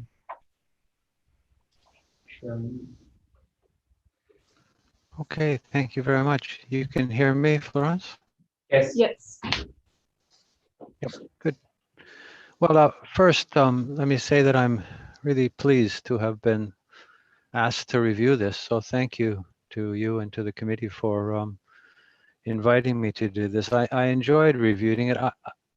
I always enjoy looking at a body of work, and I think it's rare that we to do that. We don't do it enough. So it's nice to have this time of reflection. And I hope, Florence, that you're enjoying this review. I appreciated that you went beyond biological considerations and that you were trying to achieve models and approaches that are of practical use. And I really appreciate the attention to multiple objectives, and I'd like to discuss some of that with you as well as trade-offs. I like that you had 4 different but complementary papers. I thought that that's a substantial body of work and that they work together well. They complemented one another very well. I really liked the comparison of the 2 fisheries, Europe and Australia. That's really neat. And I kept going back to tables 1.1 and 6.2 where you had the side-by-side comparisons and scratching my head about the similarities and the differences. That's really, really neat to see. Others have commented on in written form about the specific papers and the chapters and they're being peer reviewed. So I'd like to focus my comments today and my questions today on the bookends, on the introduction and the discussion. And I'd actually like to start where Martin left off. It was a good setup by asking you about sustainability and about the ecosystem-based management. You set your thesis in that context, right? In the context of sustainability, and of the importance of ecosystem-based management. But I'd like to ask you, where is that going? Where are we going in respect to EBM and sustainability? Do we know exactly what it is yet? Is it worked out, or is it emerging? What are your thoughts on that, please?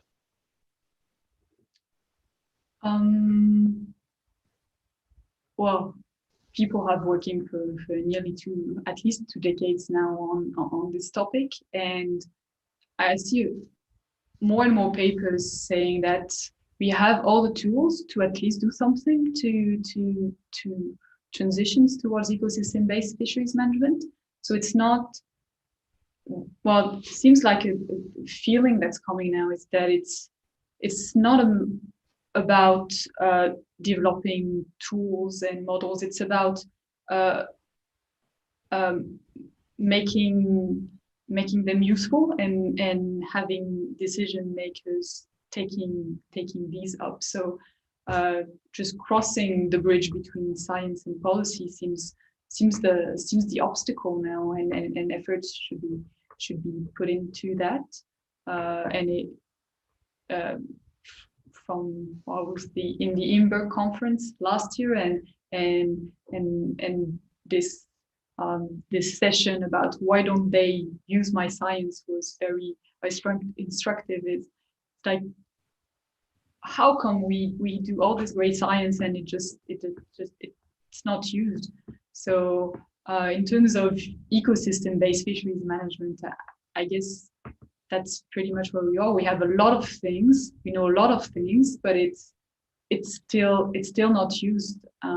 So that's why I was saying to Anna, if I wanted to do something now with this work, is trying to push it hard to at least people making decision know that it exists. If it doesn't suit their need, then that's fine. It's not a problem. But at least they understand what had been done and just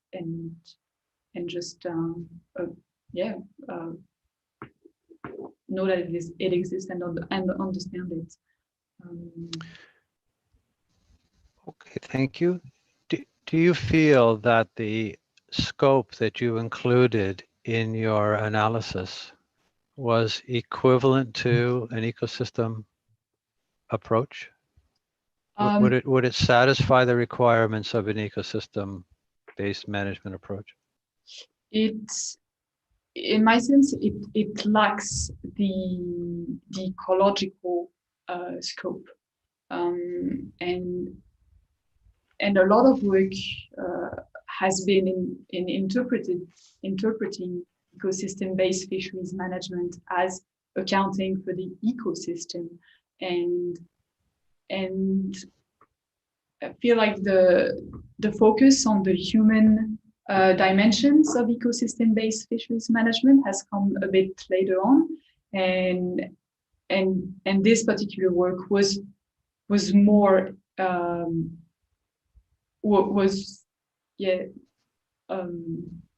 aimed at pushing developments in this particular area. But I feel that there's definitely scope for even, the eco-viability approach to incorporate much more dimension and notably incorporate all the developments and all the things that we know about what is sustainable in terms of ecosystem health, but more on the natural science side of it. So this thesis in particular, I feel there's perhaps an imbalance that is towards the human dimensions of ecosystem-based fisheries management. But I don't see any obstacles for the more natural science dimensions to be put into that same kind of approach. I was going to argue that you didn't go far enough in including the human dimension. And this is what I'll start to unpack and challenge you with now. So if I look at the literature, the recent literature on ecosystem-based management itself as a definition. And if I look at policies and international agreements, like the Sustainable Development Goals, for example, you mentioned the Common Fisheries Policy, it's being revised, even the additions that have happened recently to the guidelines for the Australia Fisheries Management Authority, I would argue that they are instructing us or pushing us to include a broader set of not only ecological, but economic, social, cultural, and institutional objectives. Do you agree with that? So I'm not really familiar with the institutional part of ecosystem-based fisheries management or even sustainability. I don't really, I cannot really grasp what these dimensions would mean.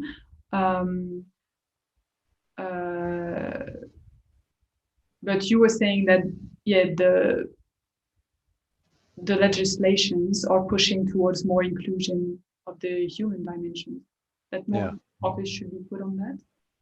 Yeah.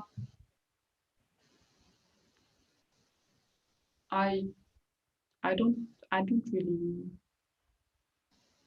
really know. Okay. If by recent, you mean let me unpack it a bit. So, some in Australia, Hub Day, and others have the Australian Fisheries Health Check, and they interviewed people to look at the scope that should have, and it's very broad, includes social and economic aspects. Some of my own work with the Fisheries Research Network, and if I can share the screen as an example, has, can you see that perhaps? Yes. Yeah, so it has the ecological objectives that are commonly agreed, but it also suggests diverse economic objectives, some of which you included in your work, like livelihoods, but it includes things like regional economic benefits to community, but social objectives too, health and well-being, indigenous and other cultures, ethics, and then institutional objectives of legal obligations, of good governance structure, and of effective decision-making processes. I see these I know that these are apparent in policies, but they're sort of aspirational. They've not really been applied to the degree that I think that they should have been, or that will be challenged to do going forward. And you mentioned on slide 36 of your presentation that the economic and social aspects are aspirational in Europe. So I think you've alluded to the same thing.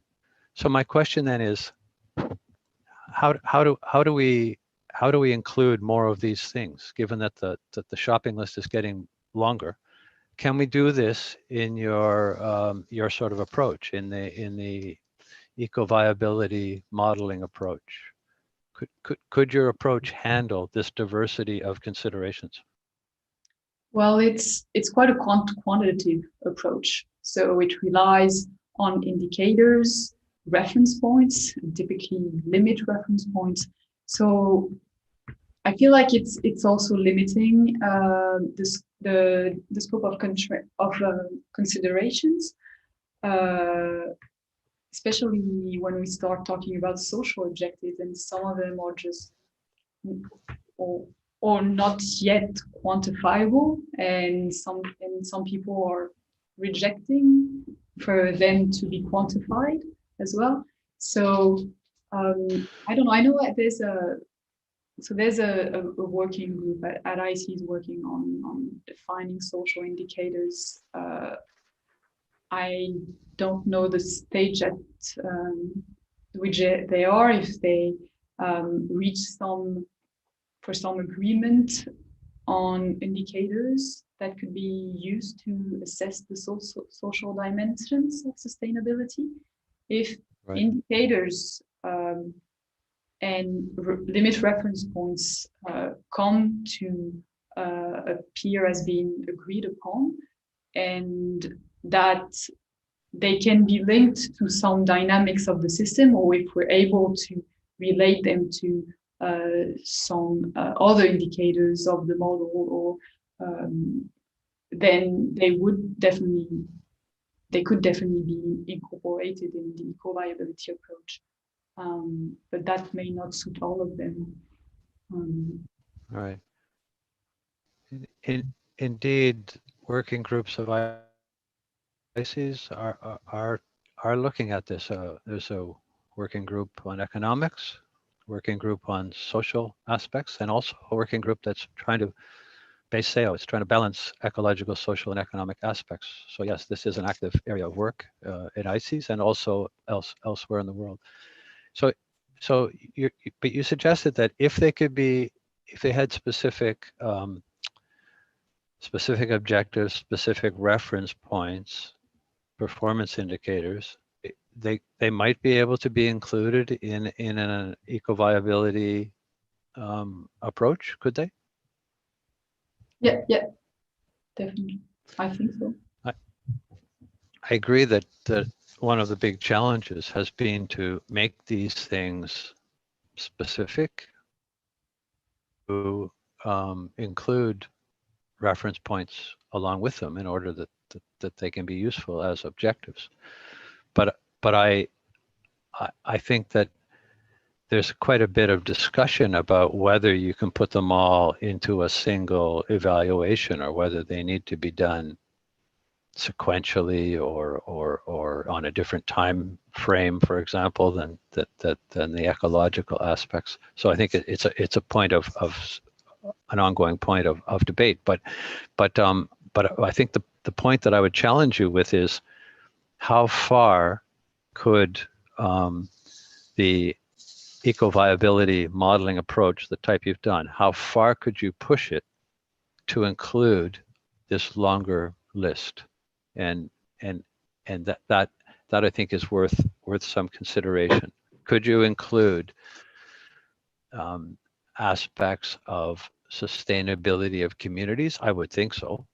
Yes. If you had a metric for that.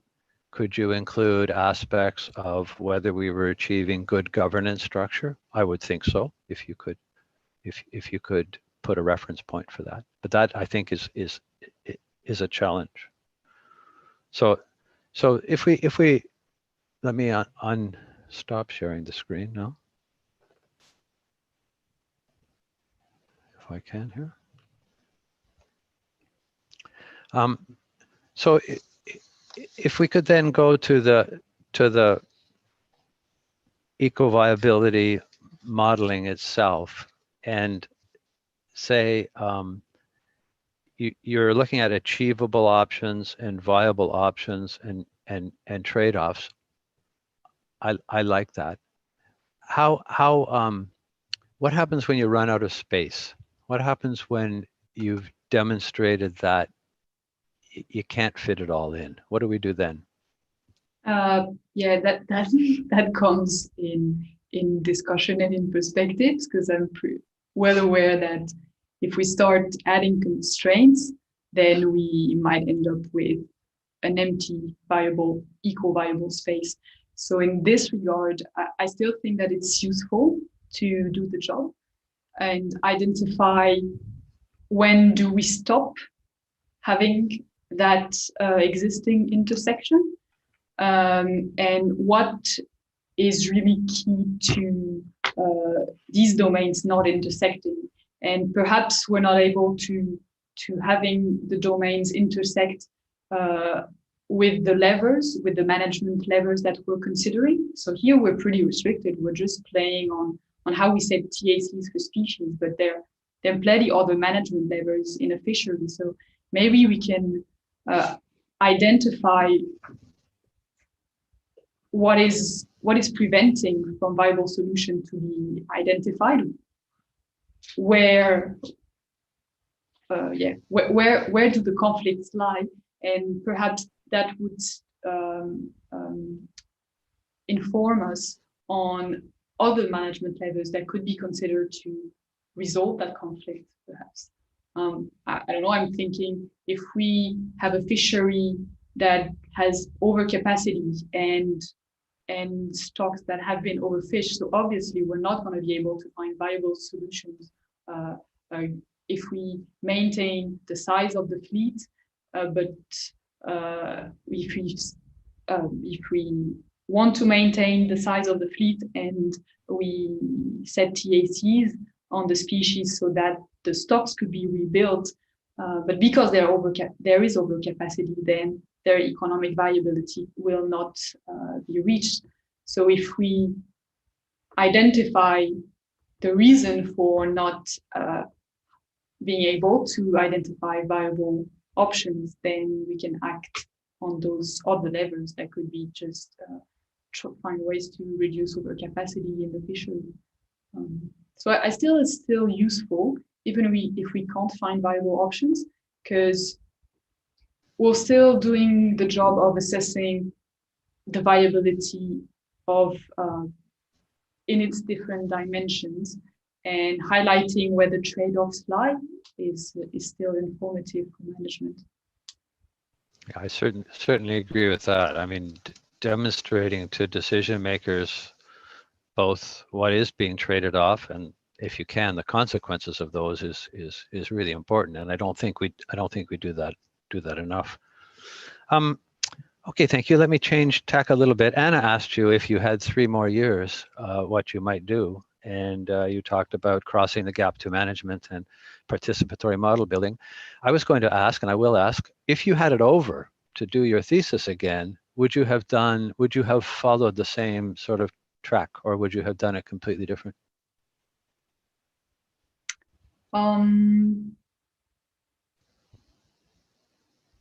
I guess I had I think that the thesis was aimed to answer a specific question. So how we can improve the TAC advice of mixed fisheries. So you have a system to study, you have a practical management question, and trying to find ways to improve that, both in how we present those interactions, we account for them, but also on how we try to reconcile them. I chose to dig in specific parts. Perhaps I omitted some others and not even knowing that I omitted them. I guess what I'd like to do more is having more feedbacks, more discussion with fishers, because at some point you're kind of getting frustrated of trying to model them without being sure that it actually represents the reality of their operation. So I feel like in terms of model building, I would have liked to have spent more time and more effort in just getting in contact with industry. So because every time I did, even if it was just little, it was so informative and reassuring as well. It builds confidence in the work you're doing, and you know that it has some value. So I guess this is something that I would like to dedicate more time to. I think it's a very worthwhile thing to do. I mean, collaborative work with industry I have found to be really rewarding and does keep you on track and so on. Yeah, if you get the opportunity, I encourage that. Let me ask another question. So we've talked about the specifics of fisheries management, which is critical, important, no question there. But what about going beyond fisheries? There's a need to include fisheries and other activities in evaluations. So fisheries, aquaculture, transportation, that kind of thing. Can the eco-viability approach be applied beyond fisheries to integrated management, perhaps? Yes, I think so. I think definitely. If you're, it just basically what you need is a way to model your system, the dynamics of your system, and identify what is critical to that system. So if you're able to model your integrated system, and I know there are models that do that very well. In Australia, you have Atlantis. So with an Atlantis model where you have different marine sectors interacting and their connection being represented. So you have that model that is existing, and if you know your systems well enough to identify the critical thresholds for their persistence through time, then I don't see any obstacles in applying eco-viability in broader systems, because it could be an eco-viability of the fishery, but it could just be the eco-viability of the marine social ecosystem, or just the planet itself. So I guess we could expand that as far as we wanted to, as long as we're able to have a reasonable representation of a system, a reasonable understanding of what we need to keep it through time. Okay, thank you. I believe I've used my time, but thank you, Florence, and congratulations again on what I think is a really interesting and useful thesis. Thanks. Okay, thank you, Rob Stephenson, for your views and question. Thank you. This is now, I think, the turn for Sargenis. Are you with us, Sarah? Yes, I am. Okay, thank you. Just turn it around a bit. There we go. Okay, look, thank you very much for inviting me to be on this examiners panel. It's always a delight to just be able to, as Rob said, to sit down and read a comprehensive piece of work that's both very competent and I found extremely stimulating. And Florence, I am, very impressed with the thesis that you've written, and commend you for that. I think you've demonstrated a range of advanced analytical skills and a mature understanding of the nature of the multi-species fisheries and of the key management decisions. As others have noted, I was particularly impressed with the way the actual thesis was constructed. You had a picture in your slide presentation that showed how the pieces fitted together, but I think the way it was constructed let you clearly demonstrate each of the building blocks of your modelling, but then how they work together to let you throw some light on your main research challenge. As the thesis progressed, I really felt that I could see your development and evolution through your thesis as you came to grips with that multidimensional nature of the problem and the complexity of the problem. And I mean, I would normally criticize students for having thesis that gave a sort of any perception of it being a little bit of a diary, but in this case, I think the way you constructed it really took us on a journey that reflected how you've evolved through the course of your dissertation or thesis. So I congratulate you on that. I really liked the last slide that showed the list of people that you thanked, because although you say you'd like to have spent more time with people from industry and from other disciplines, I think it showed that you really did make an effort to do that. And I think the thesis does demonstrate that you have listened carefully to both other academics and other disciplines, but to industry. And so I also congratulate you on that, because it really does come across that you have got a really good understanding of some of the key elements of the very practical problems and challenges that you set out to answer. So well done, Florence. That having been said, I have got some questions. Coming this late in the evening, of course, I have sat here and crossed out most of them, as other people have answered them. But luckily, I've got a few left that I'd like to pass by you. First of all, I really like the way that you did one of the building blocks was to integrate some modelling of fisher behaviour into the problem, which is really a very important component, obviously.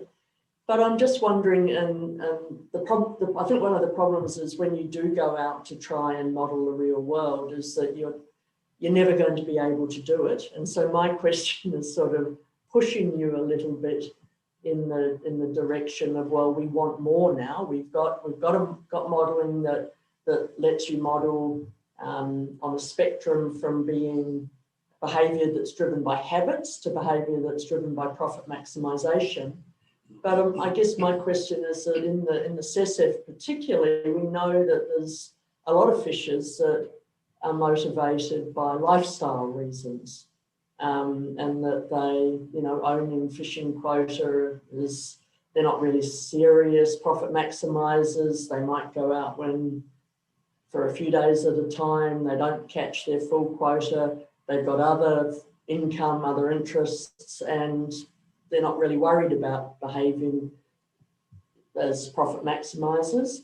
And we've also got a fishery where a number of vessels are sometimes owned by one fishing business, or that they sell under contract to a single buyer. And so the buyer will be the one who's really the decision maker about what they want. So I guess I'm just interested in your thoughts on the extent to which the way you've modelled behaviour on that spectrum from habit to profit maximisation, does that capture any of that? Or if not, how might you go about, what would the next steps be in terms of trying to model behaviour? Thank you, Sarah, for interesting questions. Just like thinking out loud, I would say that perhaps the habit scenario could somehow reflect the behavior of fishers that are just fishing for a lifestyle, because they would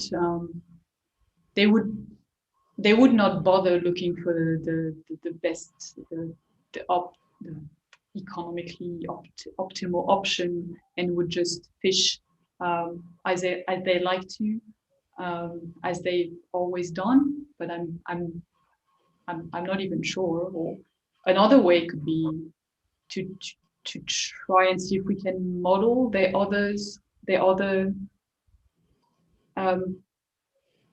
other occupations and see how this would impact the level of effort they would spend in fishing, and how changes in their other activities would impact fishing, because it's not their main activity. If it's more lifestyle, you could expect it to be dependent on decisions that are made for other activities.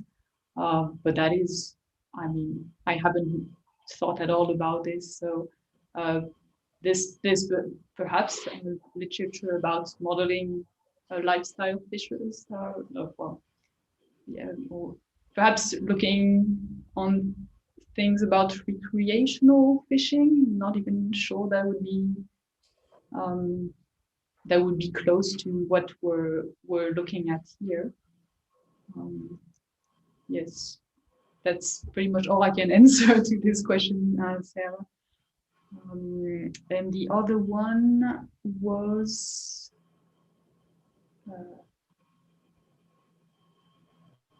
the second part of your question, I forgot. The fishers, it was the fact that a number of vessels are often owned by a single business.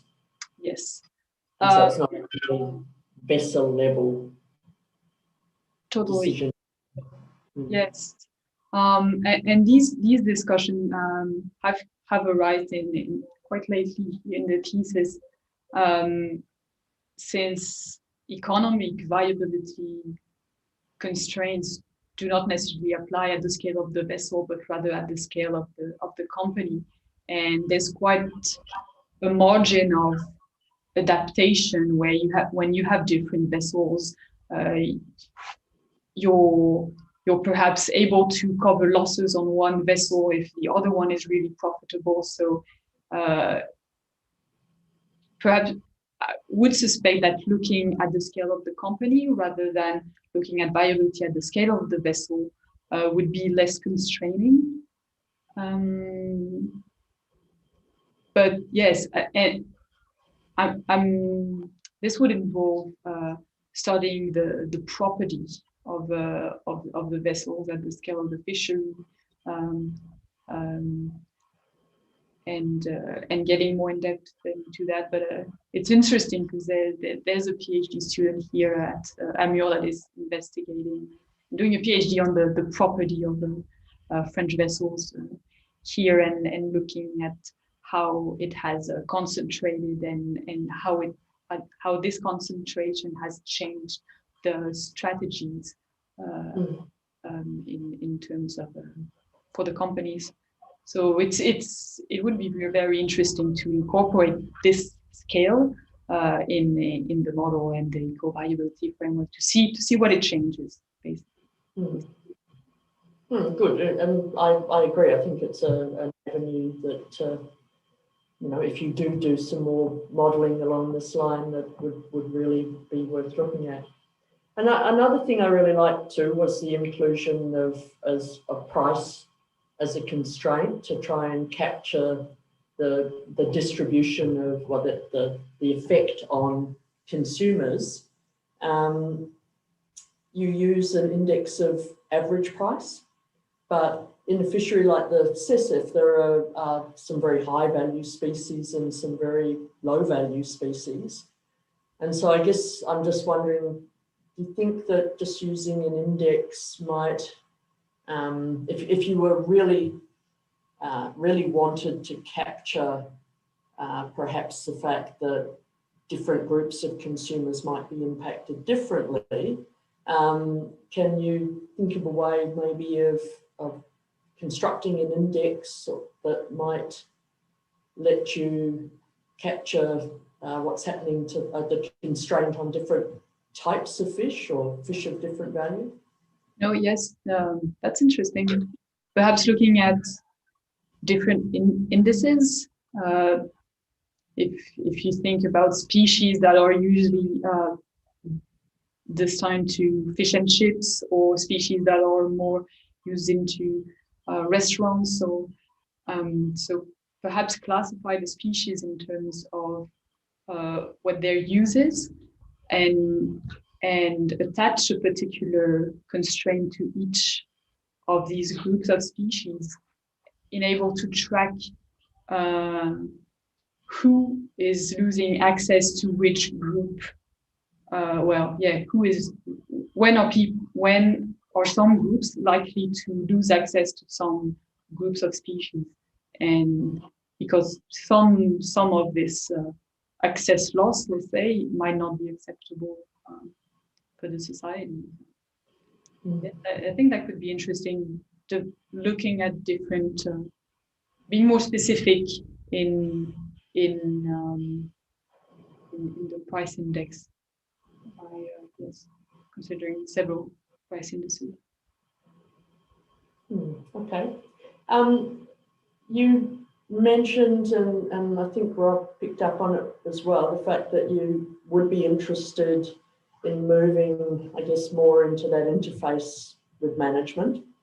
And so let's suppose that, in fact, say in the Cecif, that they did say, come back and we'll look at turning your work into an actual tactical tool that didn't inform TAC making. I guess, often, what do you think the extent to which your modelling could be seen as we do it once every 10 years and that informs TAC setting? And if you can't do that, why can't you do that? And what parts of your model do you think would be the ones that would need to be updated most regularly?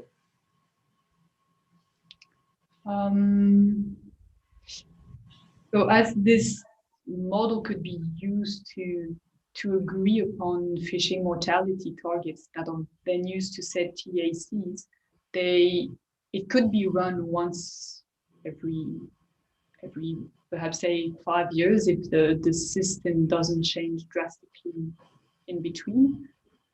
So it's perhaps not needed to run it annually.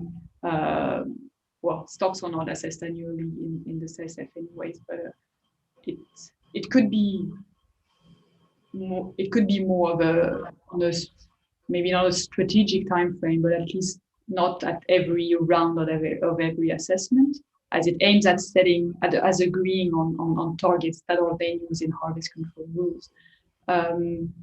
What I think the main limitation for it to be used easily would be to find ways to answer to be able to provide answer for the whole range of species that are managed in the fishery. So here I presented results in bidimensional state, or looking at the joint consideration of two species, which allowed it to be visual. It allowed the different to identify the trade-offs between different indicators, and this was only possible because it was in 2 dimensions and could be seen on paper. Once what you're trying to set TACs for 15 species jointly, then you completely lose that visual power of what you can convey to managers. So I feel that there's a technical limitation in expanding the approach as it was carried out in the thesis, and this would need to be thought about how to overcome that. Yes, I think that would be the main limitation in having an easy tool that could be used by managers easily. That could become a routine. If you think about some of the sub-models, so your price dynamics and your ITQ market model, your biological model, I mean, systems are changing. I'm just thinking, do you think, behavior changes over time and adapt, as the system changes and evolves, people adapt their behavior in all of those contexts. Do you think that, have you got a feel for whether you think that, it might be the price dynamics in product markets or ITQ market behavior that might sort of restrict the longevity of how relevant the model is? Yes, well, I guess that's the problem perhaps of having also models that are having empirical models embedded into this model. Like the price dynamics, it's an empirical model, so it only lasts until the system drastically changes. And I know that Sean has been working on estimating new market dynamics for the CSF, and some of the results were that now production of Tasmanian salmon is driving the prices in the CSF, which was not appearing in that model estimated in 2004. So yes, obviously this is really changing the game, because it's something that is not a level of management in the fishery, the production of Tasmanian salmon. So yes, updating those empirical models, I feel is important. I have the feeling that perhaps process-based model would be more robust if you're able to model the underlying little bits of every decision. You could perhaps expect people not to change completely the way they consider different in the way they would evaluate different options. Perhaps the the value of these options would change, but the way they are treated and decisions are made could be more robust if modeled using a mechanistic model than empirical. But that's my feeling. But yes, obviously updating is a challenge. Okay, I'm going to leave it there. You've kind of stolen one of my next questions, because I was going to ask you about what would happen if the price of Australian salmon went up to your price tag. You've just sort of preempted that you've already seen that work. So I will leave it there, and thank you very much, Florence. Thank you, Sarah. Okay. Thank you, Sarah Jennings, for your participation and your question. I think it's now my turn before we ask colleagues involved in the supervision of the PhD to comment and congratulate Florence. So, Florence, I'm not familiar with your research area, so my talk will be short. Before asking questions, let me first congratulate you. This is really an impressive work, and it is very consistent and very well written. So, well done. You do it very well when you present how you increase step by step your model with complexity. And that's these capacities were especially helpful for readers like me. And also, you do your best to introduce and comment your different chapters, and I especially liked the chapter 6 and your ability to discuss key results and adding some new perspective. That's good. I also like when you mention in different chapters that you had interviews with producers or fishermen, and I think this shows to me and to us that you pay attention to the practical meaning of your work, and that's important. So my first question, it's on chapter 2. This is a question of understanding. You explain very clearly that it is key in your eco-viability approach to decompose economic viability into 3 components. And my question is on the constraint you impose on fishermen's salaries. And you impose in your simulation on the Bay of Biscay area that this wage is higher than the average wage in France. And in other components of your model, you take into account the regional differences in the structure of fishing activities or spatial variation in prices. And you do not include or take into account differences in salaries when the crew is at stake. What is the effect of that? What do you think? Are there regional differences in salaries? That's a good question. Yes, I haven't looked at whether there were disparities along the coastline in terms of crew wages. That would actually be interesting to look at, even in terms of curiosity. What would be the rationale for paying crews higher in different regions? But I just haven't thought about it. Okay. Yeah. Okay.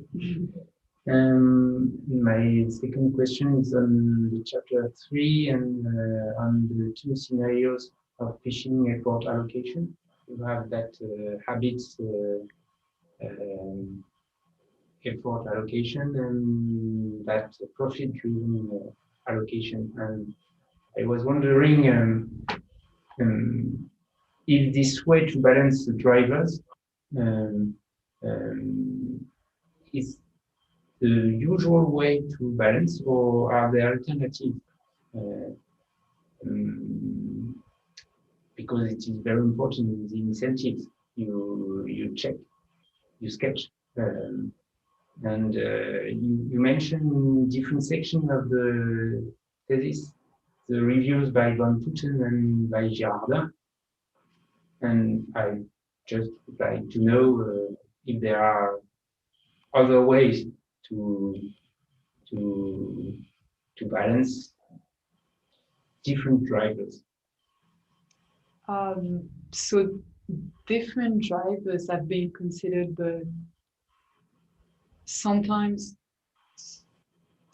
there were just parts of the drivers that I was considering. For instance, you would have income coming into the function, costs of different fishing alternatives, and or I don't know, the distance to the coast, that would be a proxy for the fuel cost to get to that area.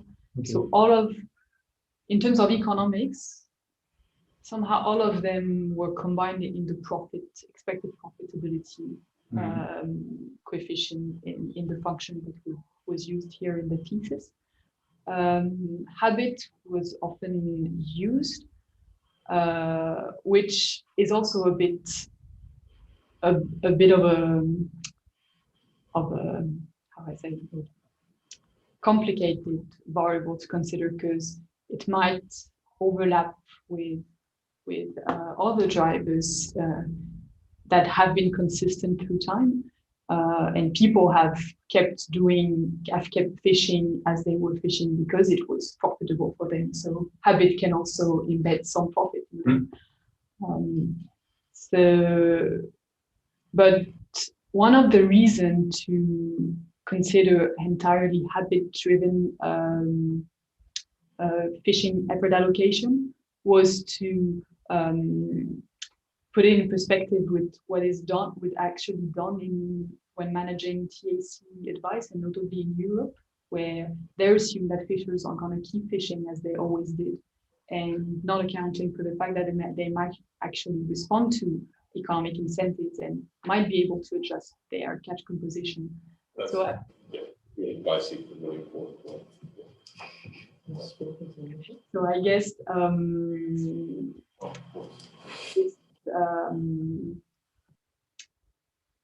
this was one of the motivation to look at very different scenarios. But as Sarah was mentioning, there are also other drivers. You might just be a fisher as a lifestyle. So this could open perspectives for modeling fisher behavior differently in different fisheries, because there are reasons to do so. Okay, thank you. And my last question is on the hierarchical approach you advocate for the management. This is in the chapter 4 for the management of the mixed fisheries. I'm not sure to really understand how you might practically do that in the implementation. You distinguish between commercial and key commercial species and secondary species. And could you re-explain that to me, how that might work in these fisheries? So yes, this was a result of seeing that most of the socio-economic indicators of the fishery are primarily driven by what you decide in terms of TACs for the key commercial species. So this would suggest, and the TACs of secondary commercial species would not really make a difference in terms of what you achieve economically for the fishery. So setting this would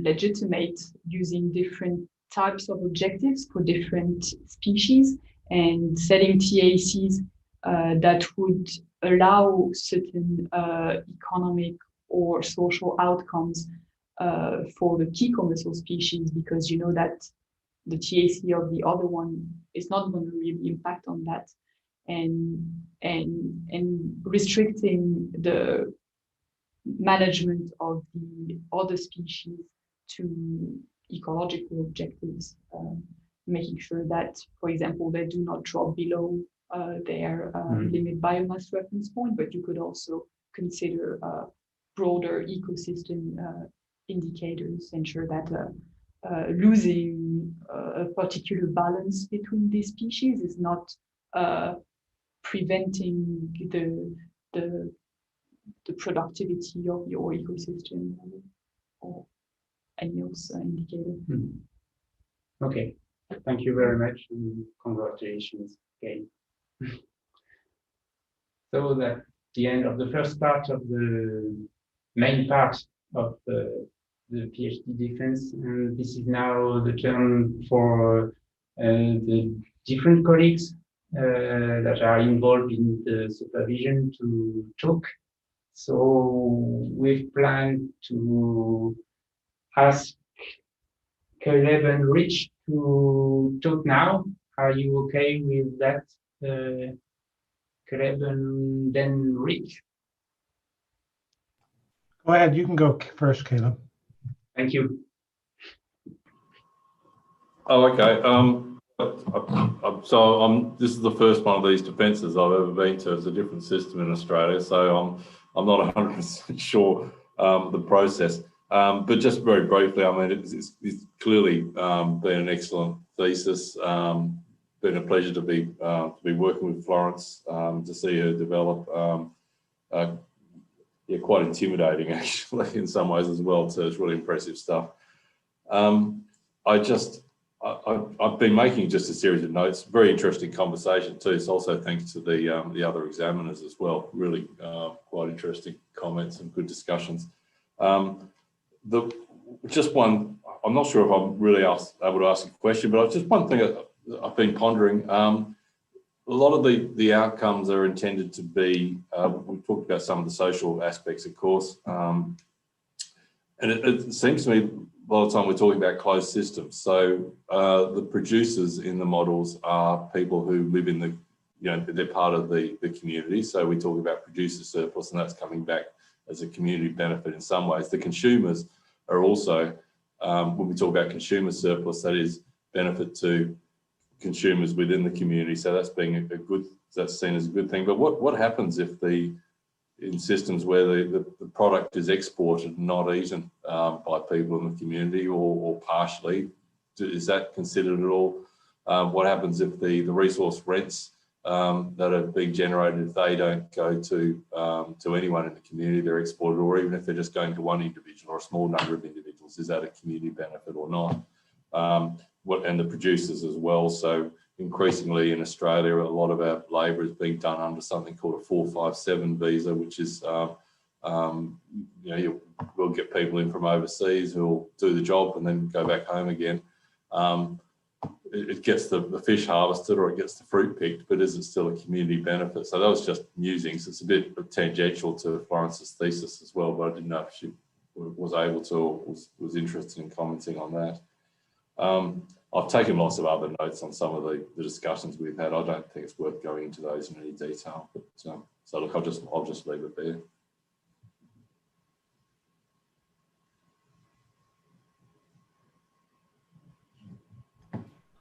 Okay, I guess that'll be me. I would also like to say thank you.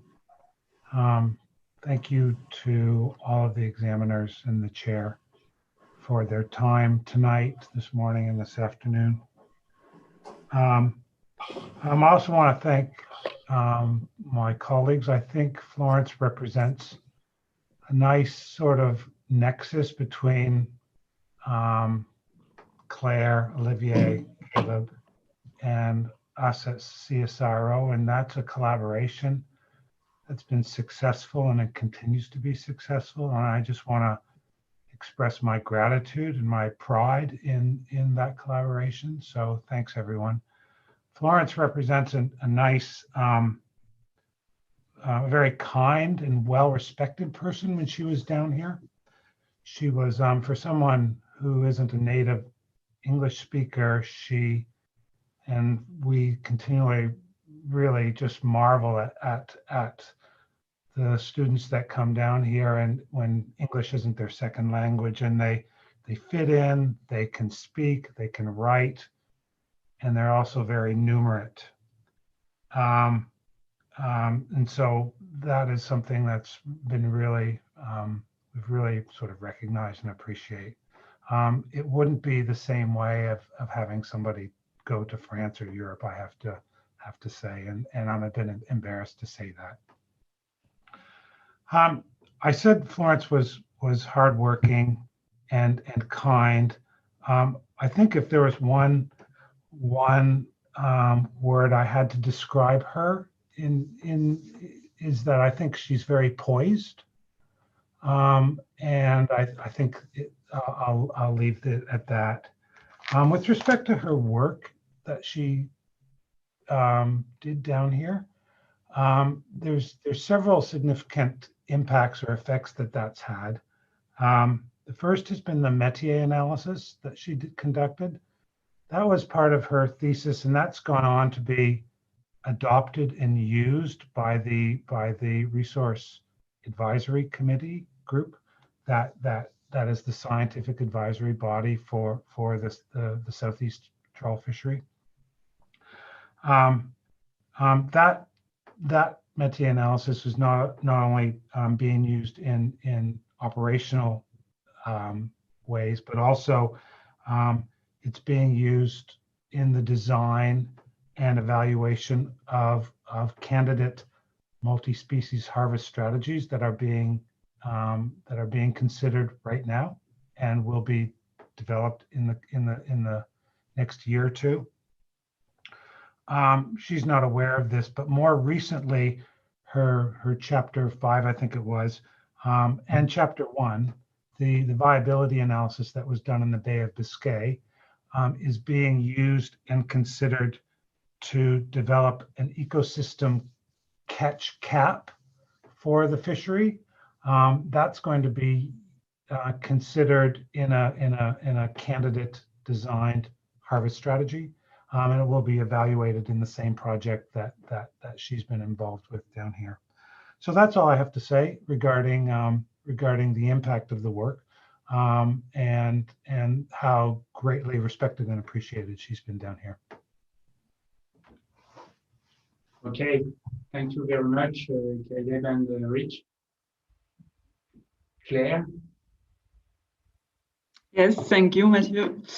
Well, as my colleague, as the co-supervisor of Florence thesis, I will not ask any question, but like my colleague, I would like to underline and comment some aspects of the work that she has done. So I would like first to underline Florence's technical and thematic expertise in modeling fisheries socio-ecosystem that makes her able to tackle the challenges of adapting and calibrating the IAM model in two complex systems in the Bay of Biscay and in the Australian fisheries. So while building from the previous advances that we've made for 10 years, the model, and taking advantage of the expertise of a number of colleagues in France and Australia, she has been able to integrate interdisciplinary knowledge to provide a very comprehensive and relevant analysis of this complex issue of mixed fisheries in the two different management contexts. So I must congratulate her for that. With high publication rate, as we have seen, and promising for the next the article that are in prep. She also, I would like also to underline that she conducted several interviews with the fisheries with the industry, and this, as also mentioned by Rob and others, this open perspectives for a greater integration of different knowledge in this kind of approaches toward transdisciplinary approaches, which are really key in the next step for the implementation of ecosystem-based fisheries management, I guess.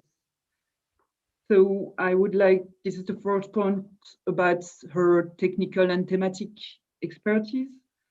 And I would also like to point out how Florence well managed her co-supervision at 4 people, separated in space end time by our 9 or 10 hours. So even before the COVID period, we have experimented a number of visio regularly planned, and which makes us all aware about the advances of her work at each step.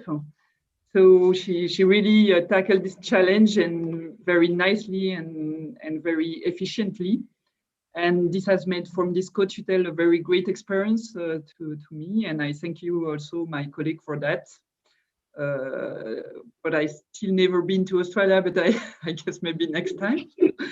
But it was really a great experience to me. And finally, I would like to mention the quality of Florence in terms of her high reflexivity, which led her to question the usefulness, salience, and impact of her work, and commit her to bring her work to the decision support arena by presenting it at a mixed fish working group from the ISS and the Southeast Resource Assessment Group, and to the Australian Fisheries Management Authority more recently. So I think this is really one of the quality to question the social relevance and impact of our work, and to question our research stance toward knowledge production and integration. This is crucial, to my opinion, to address today's key challenge and to promote innovative approaches to science to be useful to decision. So I would like just to end by saying again the pleasure I had to co-supervise Florence's work with the supervising team, and to thank you for that, Florence. Thank you, Claire. Olivier, the floor is yours. Yep, thanks, Mathieu. Okay, well, I'll add some thanks to the thanks, but first to the colleagues online today for being here and participating in what's been some really interesting discussions, I find.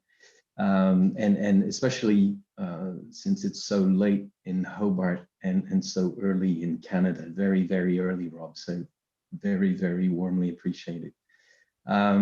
Thanks also to the colleagues that we've been working together or interacting, I should say, more than working, and really having fun in some good discussions in the supervision activities of Florence's work. And as Rich mentioned, it's continuing a series or a history of what I think have been some pretty fruitful collaborations over the years. So I'm really grateful for you, to Caleb and Rich and Claire for all the good discussions we've had.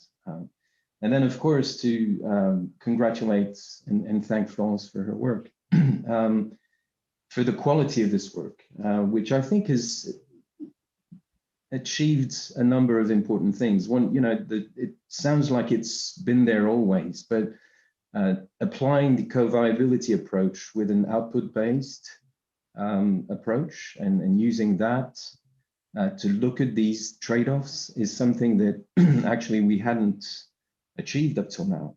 So this is a first achievement. Then taking that into looking at multiple TAC settings, so moving from the single species to the mixed fishery question, and making some really significant progress in demonstrating how this can be done is also something that you've achieved in the thesis, and I think it'll take us far. It's not something that's to be, underrated as a result. You've also done all that work to include more human behavior, and I see the points you made, Rob, about we need to do even more. But I think having incorporated some assumptions about the extent to which fishermen respond or do not respond to changes in incentives, the way quota trading might affect that. These dimensions are also a key bump in the road to improving the quality of the advice that we think can be provided to support fisheries management. So you've showed a way forward on doing this practically, and doing so with the data and the types of models that are currently being used. It's not, you know, some fancy modeling that looks really nice, but we know would be very hard to apply in practice. It's some actual work that is already out there. And Rich, you mentioned this was already being picked up in the Australian context, and I'm really, you know, thrilled to hear that. And then you've included some new dimensions in terms of policy trade-offs, the price question, and really interesting discussion with Martin as well.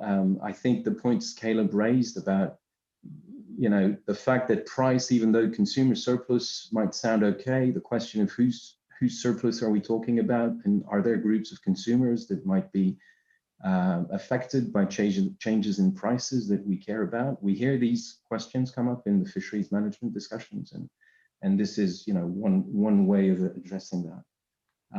And so, you know, just to come back to the main point I was making, I think Florence, you've made a fantastic contribution to all this area of work. You've applied it in two different contexts, Australia and Europe, and showed, you know, this goes one step further in showing it's applicable beyond a single case study. And again, that's an important result.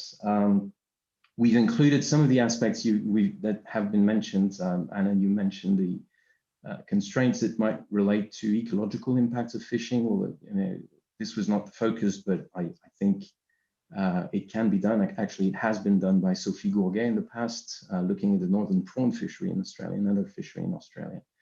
So there are ways forward in that direction. There are also ways forward in terms of adding additional types of constraints relating to the social dimensions that Rob mentioned. Some of them are in there as proxies, I guess, with the fleets, and you know, how many boats you maintain, but thinking down the road in terms of communities, I think is also something that could easily be addressed. But I think, Florence, you also mentioned your interest in participatory or collaborative modeling, and in relation to some of these dimensions that Rob mentioned about what kind of governance are we talking about and what's the quality of that governance.